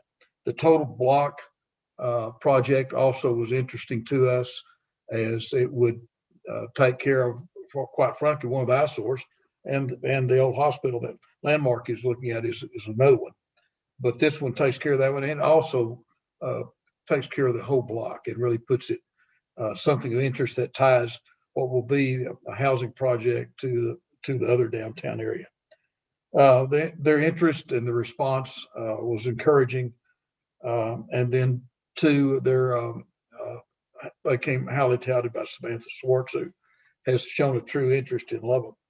So really, for all those reasons, sure, it'd be nice to have both projects, but for all those reasons, we strongly feel that the in-town project will be most beneficial to what we're interested in, and that's the development of downtown. And I will tell you, the subcommittee is prepared to ask the TIF board for their support for the in-town project at our Friday board meeting also. So thank you, Mayor and Council. Thank you. Thank you, Mr. Taylor. Okay, Council, do you have any questions for Mr. Taylor, Mr. McClendon, Mr. Gilliam, or Mr. De Leon? Okay, Mr. Chattis, you have a question? No, you look like you're ready to go. More of a statement, Mayor. Yes, sir. I'm in total agreement with in-town inn because of the population they'll be catering to. We've got a senior living on 3rd Street. Is about to have a grand opening here next few months. They're housing, I believe that's 150 units. If my math serves me well, sometimes it doesn't. Looks like there'll be 52 rooms. That's what they're proposing. I just like the concept for in-town inns. That's it, Mayor. Thank you. Thank you, Mr. Chattis. Okay. Mr. Mayor, I have a question. Ms. Patterson Harris, I'm sorry, I didn't see. I'd make sure I'm understanding. Yes, We are not tasked with choosing one or the other. Our task here is offer our support, similar support for all of those applicants. Am I correct? I just want to make sure I'm on base. No, Mr. Massagill, will you, so we would not oppose any of the projects. What Mr. Massagill's motion is that we would support the in-town project over the other. Can you, Steve, you want to read that again, please? Yeah, I'll be happy to, Mayor. So I had offered an amendment, or my motion was to approve with an amendment that adds the following language: that the City Council of the City of Lubbock identifies in-town lofts as the proposed development in the 2021 competitive 9% housing tax credits round that contributes more than any other to the concerted revitalization efforts of the city in the Central Business District TIF increment financing reinvestment zone. Subsequent to this, I plan to make a motion related to 714 and 716 that removes language, but still a motion to approve with no objection to those projects. With further detail that the project in 716 is, my understanding, is no longer viable, but because the applicant has not withdrawn that item, we still have the formality of voting on it. And someone correct me if I've just misstated all that. Mr. Howerton, would you confirm that? That is correct, right? Yes, sir, that is correct. And you heard the conversations around scoring did we generally get to the right point on the answers we got there? Yes, sir, I believe you did. Okay, back to Ms. Patterson Harris. I'm sorry, Sheila. Our common practice is, in the past, as I recall it, is not necessarily to pick one over the other. It's just been to offer our support for those projects. Has it not?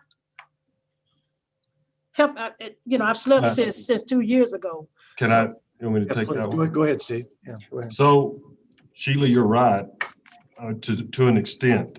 Up until 2019, that is the way we handled it. In 2019, we were faced with a similar situation, and we chose the Metro Lofts project in the NTS building over the other projects. And that's the one we see from our office windows over here under construction. Well, I don't look out the office window because I can't help you. I don't know. I don't know. Okay, other questions? Okay, just one more time, back to Mr. Massengale's motion. Steve, one more time, read that, and so everybody's clear on what we're considering. Okay. Certainly, Mayor. My motion was to approve item 715, and I would amend that motion to include the following language: that the City Council of the City of Lubbock identifies in-town lofts as the proposed development in the 2021 competitive 9% housing tax credits round that contributes more than any other to the concerted revitalization efforts of the city in the Central Business District TIF Increment Financing Reinvestment Zone. Say that 3 times. Okay, and we have a motion and a second on that. Any further discussion? Okay, council, let's raise hands on this one so we can see them. Those in favor of Mr. Massengale's motion, please raise your hand, please. Okay, looks like I count 6. Was that a hand from you, Ms. Patterson Harris? I saw a finger there. Okay, got it. Just want to make sure, okay, I count 7. Those opposed by the same sign. That motion carries 7-0. Okay, Mr. Massengale, you've got an amendment for items 14 and 16 also, I believe. Yes, Mayor. I would like to make a motion to collectively approve items 714 and 716, removing this specific language that I'll identify from each agenda item. On 714, I would amend the resolution by removing the following language: that the City Council of the City of Lubbock hereby confirms that it supports the application for the Texas Department of Housing and Community Affairs 2021 competitive 9% housing tax credits for the proposed development of Landmark on Main at 1302 Main Street by OPG Landmark on Main Properties LLC. And then specifically on item 716, I would remove the following language: that the City Council of the City of Lubbock hereby confirms that it supports the application for the Texas Department of Housing and Community Affairs 2021 competitive 9% housing tax credits for the proposed development of West Wind of Lubbock by the Housing Lab by Betco, and that's BETCO. And I believe these have been emailed to us too. So we've got these in our email if you want to look at those real quick, if you'd like to read over that yourself. Okay, so that's a motion. Do we have a second? Second. Thank you, Mr. Griffith. Okay, discussion on this. If you'd like a minute to Ms. Patterson Harris. With regard to 716, what is the issue again? Is that we suspect that they will withdraw, or what is the information that we do or do not have? Mr. Howerton. I sent a sample of the resolution to the representative from the developer, asking to let me know by a certain time and date if they wanted the resolution to stay on the agenda. I did not hear back from that person, so our normal practice is to go ahead and keep it on the agenda for review. Thanks, Bill. Other questions, comments? Mr. Chavez, you good? Okay. Okay, you got your speaker off, or your mute off. You're ready. You're just ready to pull the trigger. I just want to make sure. I didn't want. When Miss Patterson Harris turns hers off, I get in trouble for not asking.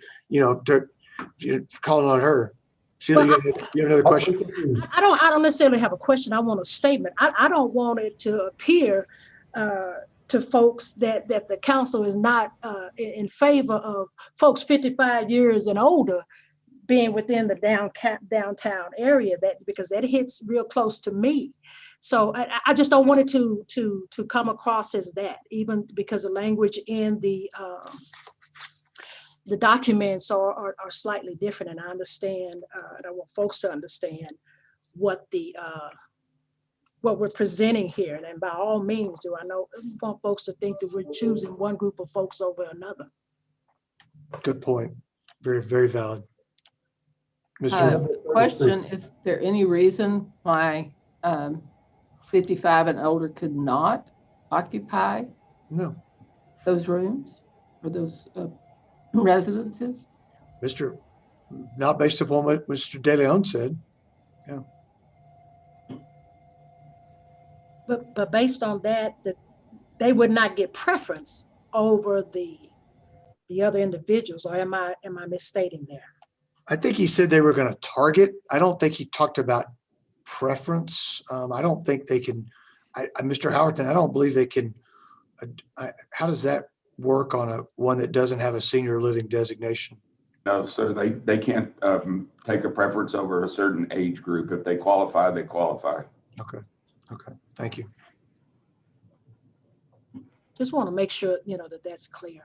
Yeah. And I believe that the discussion was that there was the idea that the project by OPG could potentially, is that the right one? Yes, could potentially make even without the support of the tax credits. Did I hear that correctly?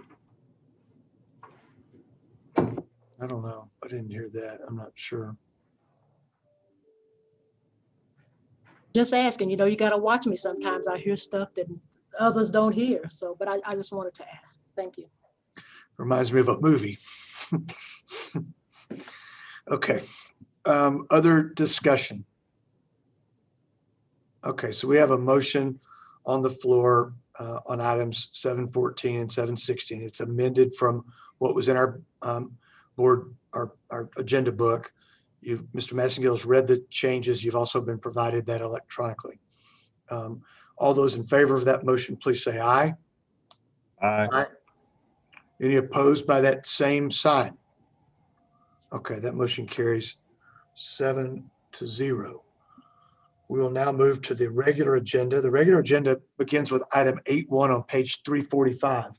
Council, items 8.1, 2, and 3 they come from planning, and they require public hearings. They're the first reading of zone cases. Before we open those public hearings, if it pleases the council, we'll ask planning staff to give us a brief overview. Council, are you okay with that? Okay, Mr. Atkinson, do you have anything before we go to Mr. Isom? Okay, straight to Mr. Isom. Good evening, Brian. Good evening, Mayor and Council. Share my presentation.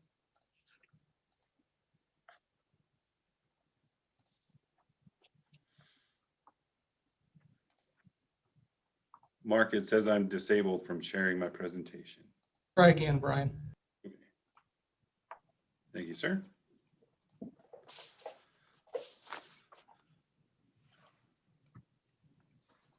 Good evening, Mayor and Council. Brian Isom, Director of Planning.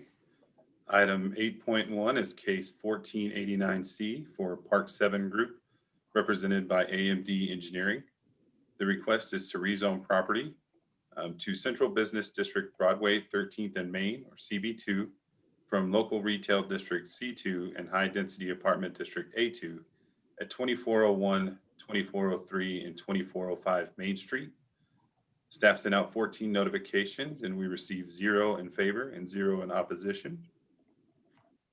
Here we show the subject site outlined in orange, generally located at the intersection of Avenue X and Main Street. Again, the current zoning on site is a mix of C2 and A2 with a broad mix of different CB districts other non-residential districts, and multifamily districts surrounding the subject site. The area is currently developed with a dense mix of multifamily projects as well as commercial development that serve the area as well as the Texas Tech University population. The future land use map calls for mixed use development within this area. Here we show some site photos. In the top left, you have the existing multifamily development that would be demolished as part of this project. The top right, an existing what had previously been a mix of bars and nightclub building that would be demolished as part of this project. And the bottom two photos are some of the surrounding apartment developments. So this case, this site was the location of a previous zoning case back in 2016. It was approved for the same project. However, it was approved as a specific use case. Without securing a building permit within 30 months, the zoning referred it back to C2 and A2, which brings us to where we're at today.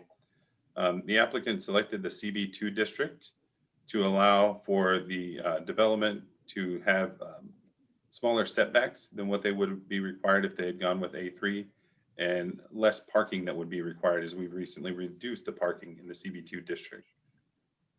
Here is their design intent. This is an image of the first floor of their development.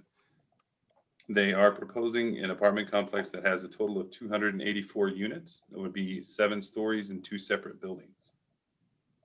This proposal is consistent with the future land use map and comprehensive plan principles, as the proposed use is appropriate in context with adjacent multifamily projects and is appropriate with the project's proximity to Texas Tech University. The proposal is consistent with the surrounding zoning and land uses, and the proposed use is appropriate in context with adjacent multifamily projects. Staff recommended approval of this request, and the Planning and Zoning Commission also recommended approval by unanimous vote. Staff is available for questions. Okay, thank you, Mr. Isom. Council, any questions for Mr. Isom on item 8.1? Okay, let's go to 8.2, Brian. It's on page 369. It's zone case 3424. Item 8.2 is case 3424 for B&D properties represented by M&M Homes. The request is to rezone property to 2-family district from general retail district C3 and single family district R1 for a townhome development located at 2715, 2801, 2803, 2805, and 2807 Fordham Street. Staff sent out 21 notifications and received 1 in support with 3 in opposition. The opposition shown here revolved around items such as increased traffic and their desire for the area to develop with single-family detached homes. Here we show the location of the subject site outlined in orange, generally located south of Fordham Street and east of North Detroit Avenue. Current zoning on site is a mix of R1 and C3, with C3 and C4 along Clovis Road developed with a mix of commercial uses, and R1 to the north, west, and south, all developed with an existing single-family neighborhood, with the exception of 1 lot you'll see at Zone High Density Apartment District, which is developed with the Early Learning Center of Lubbock. The future land use map calls for a mix of commercial and low-density residential within the area. And here we show some subject site photos, the bottom left being the subject site. It has remained vacant since its annexation into the city. Here we show a proposed site plan for the project. They're proposing to construct about 17 townhome units. As part of the project, they would have to replat the property to get each one of these units on its own separate lot. The request is consistent with the goals and objectives of the comprehensive plan, as it would strengthen the neighborhood by providing a buffer between the already developed single-family neighborhood and the more intense commercial development along Clovis Road. Again, the proposal is also consistent with the surrounding zoning, and newer residential developments located along a commercial street can add additional pedestrian use or pedestrian activity within the neighborhood. Staff recommended approval of this request, and the Planning and Zoning Commission also recommends approval by unanimous vote. Okay, thank you, Mr. Isom. Questions for Mr. Isom on this one? All right, let's go to item 8.3. 8.3 is on page 389. zone case 3425. Item 8.3 is case 3425 for Wooded Forest LLC, represented by AMD Engineering. The request is to rezone property to high-density apartment district A2 from transition district T located south of 58th Street and east of Wausau Avenue. We sent out 2 notifications and received 1 in support and none in opposition. And here we show the location of the letter of support, the property to the east of the subject site. Here we show the subject site outlined in orange, generally located south of 58th Street and east of Wausau again. Note that the majority of the property around here is undeveloped. Again, the current zoning on site is transition, with transition surrounding the site to the north, east, and west, and A2 to the south. Again, there isn't much development within the immediate area, with the exception of the Windhaven Estates neighborhood to the east and the upcoming Escondido Crossing development to the west. The future land use map does call for low density residential within the area. And here we have some subject site photos. During the Planning and Zoning Commission meeting, the applicant identified that there is some ongoing road construction along both 58th Street and Wausau Avenue within the area. And I think you can see it in these photos. While the A2 uses are slightly more intense than the low density residential that the comprehensive plan calls for in the area, the development is coming in prior to any other development located within the immediate area. Can also provide additional housing mix for the area, as well as a buffer at the intersection of 2 collector streets. The proposal is consistent with surrounding zoning and development, as the majority of the property surrounding the site is, again, undeveloped. Staff recommended approval of the request, and the Planning and Zoning Commission recommends approval by unanimous vote. Staff is available for questions. Thanks, Brian. Questions for Mr. Isom? Okay, Brian, don't go far. Council, are you okay with doing a public hearing for all 3 of these collectively? I don't see anybody say no. Okay. All right, so we will hold a public hearing tonight on items 8.1, 8.2, and 8.3. The public hearing is now open. Anyone that would like to speak in opposition, please raise your hand, and Mr. Yearwood will promote you. No taker so far, sir. Okay, while we're waiting on that, anyone that would like to speak in favor of 8.1, 8.2, or 8.3, let's line you up, okay?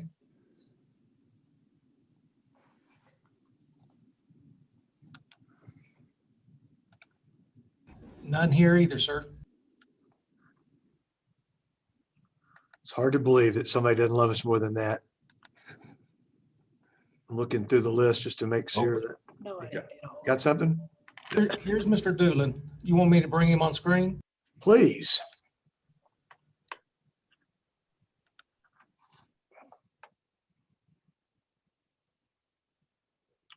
Corey, Mr. Doolin, the microphone is yours. You're on, looks like you're on mute. If you'll take yourself off mute, we'd love to hear from you.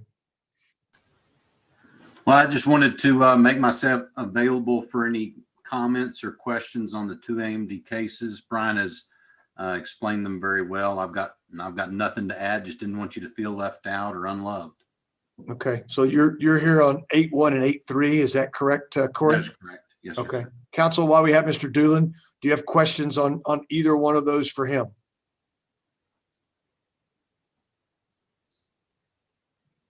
Okay, Corey, nothing yet. Don't go far. We'll leave you close by here. Okay, anyone else that would like to speak either in opposition or in favor of items 8.1, 8.2, and 8.3?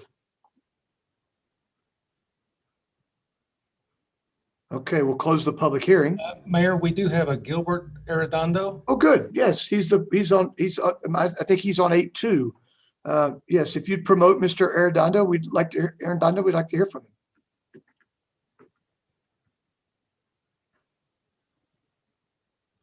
Good evening, Mr. Arredondo, excuse me. I added an N in there. My apologies. Mr. Arredondo, you're on mute. If you can unmute yourself, then you have the floor to give us a little background on your project. Good evening. Well, thank you very much. The project is just building a 2-bedroom townhomes, and our target is pretty general. Anyone, young professionals, even singles or families, is going to be our target. So we're pretty wide open. I try to reach out to a couple of the citizens that were in opposition. I never was able to get any feedback, but I think the main concern was just the traffic that would, just be created. I mean, that area right there has been vacant, I don't know, 40, 50 years. And so I can understand that. And so I was just trying to just communicate with them about, I guess the traffic is going to be more toward, just the main feeder road of Clovis, because it has from Fordham, there's access to Clovis and into, Canyon Lakes out there, University for Amigos groceries. And so I was just trying to reach out to them, as far as the traffic, because they live on the other side of closer to Detroit. And so I was just trying to, to try to reason with them about the obviously, if there's townhomes there or single family homes there, then obviously there's going to be an increase in traffic. But, the majority of it, I believe, is going to be toward eastbound on Fordham, connecting there to the feeder on Clovis Road. Okay. Any questions for Mr. Arredondo? Mayor, yes, I do. Mr. Chattis? Thank you. Mr. Arredondo, is this rental property?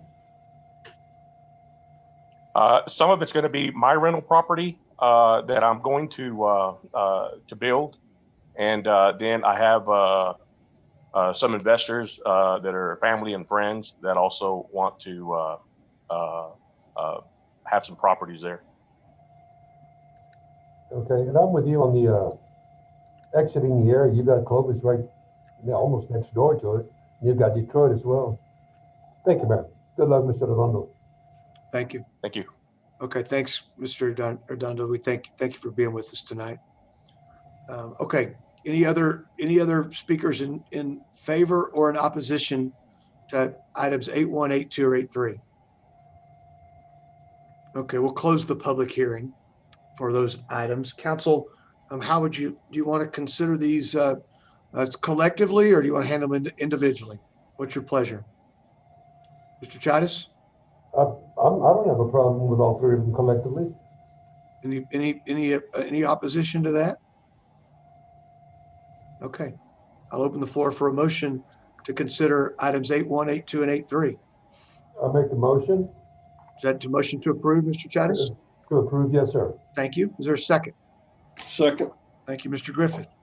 Okay, council, further discussion or questions?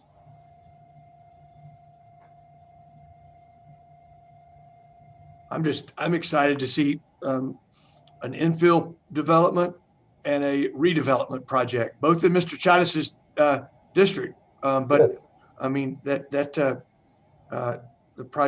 of those are, I think, are really good. They're close to where a lot of people live and work, and I think they'll be successful. Agreed. All right. Anything else? Okay, we have a motion on the floor to approve zoning cases 8.1, 8.2, and 8.3 on first reading. All those in favor, please say aye. Aye. Aye. Aye. Any opposed by that same sign? That motion carries 7-0. Okay, council, let's move to item 8.4. It's on page 407. This is an item from planning. It's a resolution authorizing the mayor to execute the First Amendment to our contract with Kendra Keesh Collaborative related to the Unified Development Code. You'll recall that when we decided several meetings ago to slow this process down, one of the things we knew that was we're going to have to do something with Kendra Keesh. This is not does not change the fee. It just, my understanding is it changes the time frame. But I'll go to Mr. Atkinson or Mr. Isom, whoever's going to do the explanation on this. I can take care of that. You are correct, Mayor. This is a contract extension for Keys Collaborative for the Unified Development Code. It is no additional charge required, but it extends our contract date from March of 2021 to September of 2021. Thank you, Mr. Isom. Council questions for Mr. Isom? Okay, is there a motion to consider item 8.4? I'm sorry, Ms. Patterson-Harris. I was just taking a double look. I think I got my answers. The fact that, and then Mr. Isom also stated that it would begin, the extension begins in March, because that was my concern since time had passed. So thank you. Okay. Ms. Patterson-Harris, would you consider making a motion to approve this? Move for approval. Thank you. Second. Thank you, Ms. Joy. Okay, council, is there discussion on this motion? All right, all those in favor of the motion, please say aye. Aye. Any opposed by that same sign? Motion carries 7-0. Okay, item 8.5 is a resolution from Finance. It's the Lubbock Comprehensive Annual Financial Report, or CAFR, or what people might think of as our audit. We saw a detailed look at this during work session today. Before we go to staff, is there a motion to begin considering this item? Move to approve. Thank you, Mr. Massengale. Is there a second? Second. Thank you, Mr. Griffith. Mr. Atkinson. Thank you, Mayor. Mr. Kostelich, our Chief Financial Officer, and I believe Mr. Gaither is back with us. We're going to, and Mr. Young as well, we're going to walk us through an abbreviated presentation on your comprehensive annual financial report. Blue? Yes, sir. Thank you, Mr. Atkinson. Mayor, Council, good to be back with you. Like Mayor said, this is going to be an abbreviated presentation. So if the public would like, there's going to be a much deeper dive into this in the work session. So with that, I'm going to go ahead and get started. I'll turn this over to Brent and Jerry and let them go through their audit communications. I'll do a quick financial report, and then we will wrap up for questions. Well, thank y'all.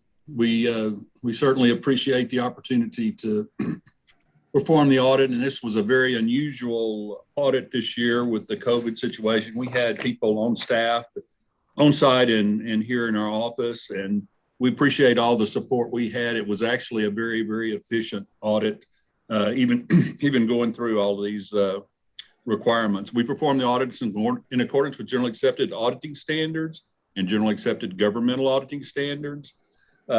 We issued our opinion on the financial statements, which was an unmodified opinion. It stated that the financial statements were fairly reflected in accordance with generally accepted accounting principles. We also issued a report on internal control that noted no material weaknesses or significant deficiencies or non-compliance that would be material to the financial statements. We issued reports on the federal financial assistance. We issued an unmodified opinion on compliance with the compliance requirements for major federal compliance requirements. We also issued a report on internal control over those compliance requirements, and we had no material weaknesses in internal control or significant deficiency or any other audit findings. We also audited the state grants, and in accordance with the State Uniform Grant Management Act, and we issued an unmodified opinion on those compliance requirements for those programs also. Report on internal control over the compliance requirements that had no material weaknesses or significant deficiencies or any other audit findings. During the course of our audit, we did not note any required adjustments to the financial statements, nor were there any past adjustments to the financial statements. So it was a very clean financial statements audit. And with that, I'll just turn it back over to Blue. I know we went through a lot of things real quick, but we had already presented to the audit committee and to the earlier today in the workshop. So with that, I'll turn it to Blue, back over to Blue. All right, thank you, Jerry. So looking first at their governmental funds encompasses a lot of different funds all into one, but really what we're talking about when we talk governmental funds, the majority of this is your general fund, your debt service fund, and your capital fund. So the three big ones. And, you know, what I'll say, if you look at the chart, you know, year over year, you're going to see a few changes. The ones I want to highlight are the franchise fee increases, the intergovernmental revenue increases, and the miscellaneous revenue. The franchise fee and the miscellaneous revenue are really caused by some accounting changes. You know, we are now calling out the franchise fees and the pilot fees from our utilities as revenues instead of transfers. So you're going to see that throughout our statements now. We think it's a little bit more transparent to actually recognize these as revenues and expenses rather than lump them into transfers. The intergovernmental revenues increase of almost 14 million. Really, that's our CARES Act grant funding. If we look at expenses, really across the board, not too much change. The police expenses increase of 4 million. That's your 2.5 COLA, 2.5% COLA, some fleet and IT charges in there as well. The fire expenses decreasing. I do want to call this out because this is a little bit odd. We normally don't have this in the fire, but because of the coronavirus relief fund grant that we got, we were able to take almost 10 million, about $9.6 million of payroll expenses for fire and use the CRF funding for that. So that decreased their overall expenses. It was still there. We just got a different funding source to pay for that. The other public safety increase of 14.3 was again COVID-related response. So mostly you're going to see that in our public health. So looking through some major funds, you know, breaking this down specifically to our general fund, one of our biggest ones that we look at, overall increase of right about $5.5 million in revenues, about 3 million in expenses. Year over year, that's a 2% on the revenue, 1%, 1.4% on the expenses. If you do break that down per capita, inflation adjusted, like we normally do, you're going to see that there's really is no change year over year from 2019 to 2020, and overall from 2016 on to 2020.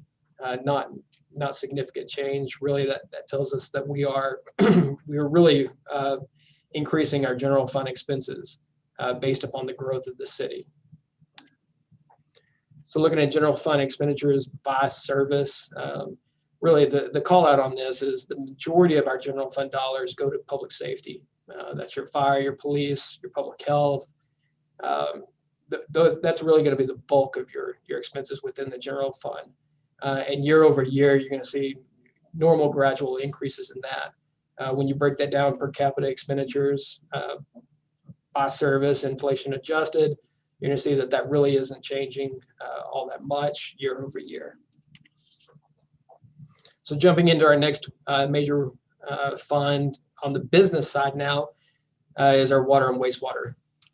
So you're going to see we did have an increase in revenues. You know, in fiscal year 19, we had a low usage water usage year, so revenues were lower. They've normalized in fiscal year 20. Expenses, we were able to cut about $4.2 million out of our expenses. So good performance overall, revenues versus expenses there. For LP&L, revenues really stayed about consistent year over year. Expenses did decrease from 203.5 to $201.3 million. You're going to see that their reserves are increasing. This is bringing cash on in order to pay for capital projects that are upcoming with their potential move. The last major fund that we're going to talk about is stormwater. The revenues, expenses. The revenues did not increase really at all. They actually decreased by about $400,000 year over year. You'll recall in stormwater, we did have a usage fee prorated down, but on a tier 1 residential basis, we had a $1.50 per month decrease. So that did lower us by about $3.5 million. But our capital contributions from taking on stormwater systems into our system, those contributions offset that revenue decrease. So that's why your revenue year over year is not decreasing. Really, as far as expenses, 20.1 versus 19.7 in 2020, really staying consistent year over year. Three more quick items in our financials. Our investment performance. This is something that we really worked on within the city to really put our money back out to work so that we can gain interest on that and help pay for our other capital projects. So over the years, we have lagged behind the Treasury benchmark that we have out there. Really, we've been able to flip that. 2019, we've had a very good year. 2020, we're just in a low rate environment.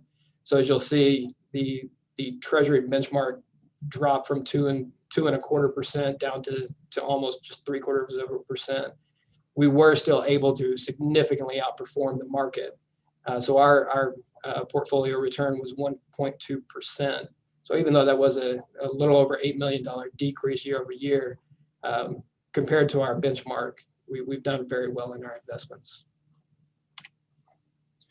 Mayor, Council, this is your overall debt profile right now for the city of Lubbock. That is as of now. So whereas the CAFR is as of 9/30, this is as of today and where we sit. So where we started fiscal year 20 versus where we are right now sitting in 2021, we've had a significant decrease in our overall debt load for the city, dropping on the tax back side, dropping $24 million on the usage fee side by about $98 million. So overall, from then until now, dropping $122 million in debt.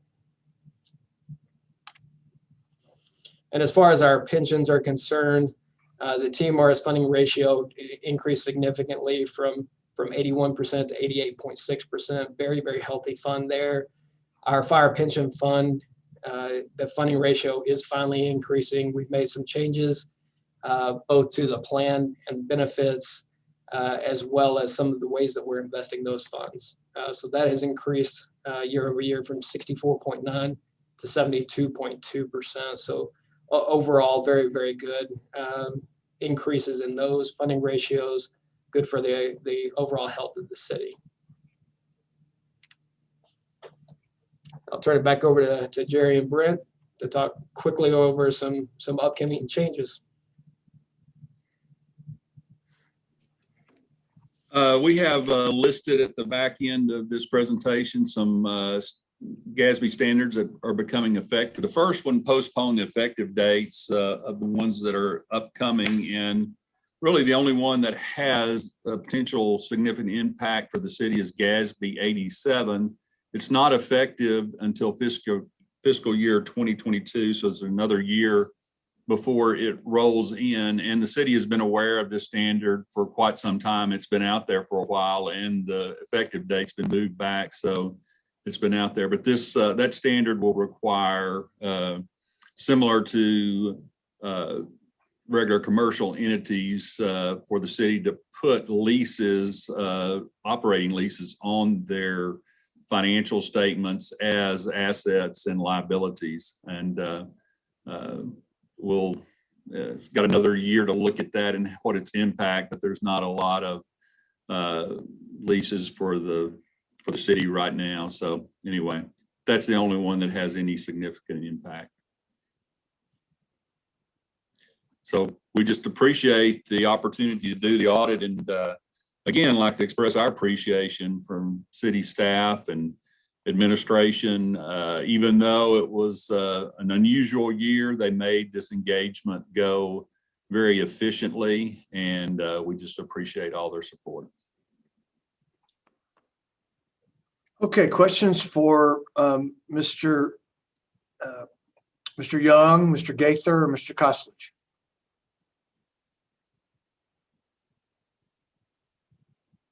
Jerry, you see a lot of municipalities, and you've done this for a long time. What would you tell the citizens of Lubbock about the financial house and shape we're in, and the way Blue and his team run things. Well, in terms of the way things are run, obviously, anytime you go through an engagement, the size of the city with Uh-oh. We lost him. He was on a roll. He's We're just, gone. we're just getting used to having Jerry. There he is. I guess he just passed out or something. I don't know. I'll jump in there. Brent, why don't you answer that? You've been at this. You haven't been at it as long as Jerry, but you understand. I guess I just took over everything just now. So, no, it's. I would say to the citizens of Lubbock that the finance department is very well staffed, it's doing an excellent job. You have some high level people of numerous different levels. There he is, and we enjoy working with them. There's quite a bit. The city has its hands in a lot of different things. There's a lot of stuff going on, and to keep all that straight is a testament to Blue, to Linda, to Andy over at LP&L. There's just so many different things that are going on, and that those individuals do an excellent job. They're ready for us when we come out to do the audit. And so it makes our life a little bit easier so that we can get you to this point and not have any delays and end up getting to a point where you're getting a very positive, clean report at the end of the year. So I'd say that the finance department's doing an excellent job. Thank you, Brent. I apologize. I wasn't trying to duck the question. My computer went out right when I started talking, so I walked down here. But yes, for the size of the city and what you have to have no significant issues, material weaknesses, internal control issues, and any issues relating to the federal programs, it's a very positive statement for your staff. Plus, going through the trying situations that we went through this year relating to the audit and people being out and off and on and out and on many engagements. This one went very, very smoothly. And actually, this was probably the smoothest engagement we've had to date, even though it went through, all the issues that we went through with COVID. So we certainly appreciate everything staff and administration did to help us get it done. Thank you, guys. Council, further comments or questions? Okay. We've got a motion and a second on this one. Looks like we've had a couple council members that have stepped away from their computers. Looks like the Mayor Pro Tem is going to go out there and see if he can round them up.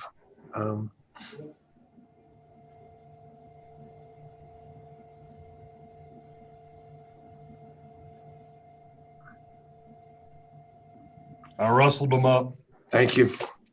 Was Mr. Griffith out there trying to figure out where his district was?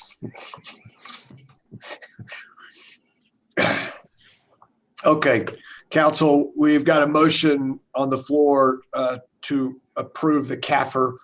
We've heard the report, had a chance to talk to the auditors from Weaver. If there are no further comments or questions, I'll ask for all those in favor, please say aye. Aye. Aye. Any opposed by the same sign? Okay, that motion carries 7-0. Blue, thank you. You and your team, well done. Brent, Jerry, appreciate you guys, and Weaver, thank you very much. Thank you. Thank you. Thank you. Okay, we'll move now to item 8.6. It is our final item for the evening. And this is to appoint a charter review committee. And I'm going to just let the city manager just remind everybody sort of how we've gotten to where we are today and what we're going to ask this group to do. And maybe if you need some help from legal, they can help you here. Mr. Weaver's with us also. Jared? Thank you, Mayor, City Council. This now becomes the action item. This is related to your council strategic planning and priority sessions that were held late last year, as well as the follow-up that was presented in the city council meetings, actually prior meeting in February. The resolution, we believe, captures the instruction of the council, that instruction being a 7-member committee, each council member to appoint one, and the mayor to appoint the chair. The resolution does require that this committee both hold 2 public meetings, at least one of which would be in the evening after the work hours, and also to report back to you by June the 8th in order for the council then to continue any work that it might have. Finally, once that has been satisfied, this committee will expire, and the potential amendments, if there are any, would be back in front of the council for your action. Any questions, Mayor, Council?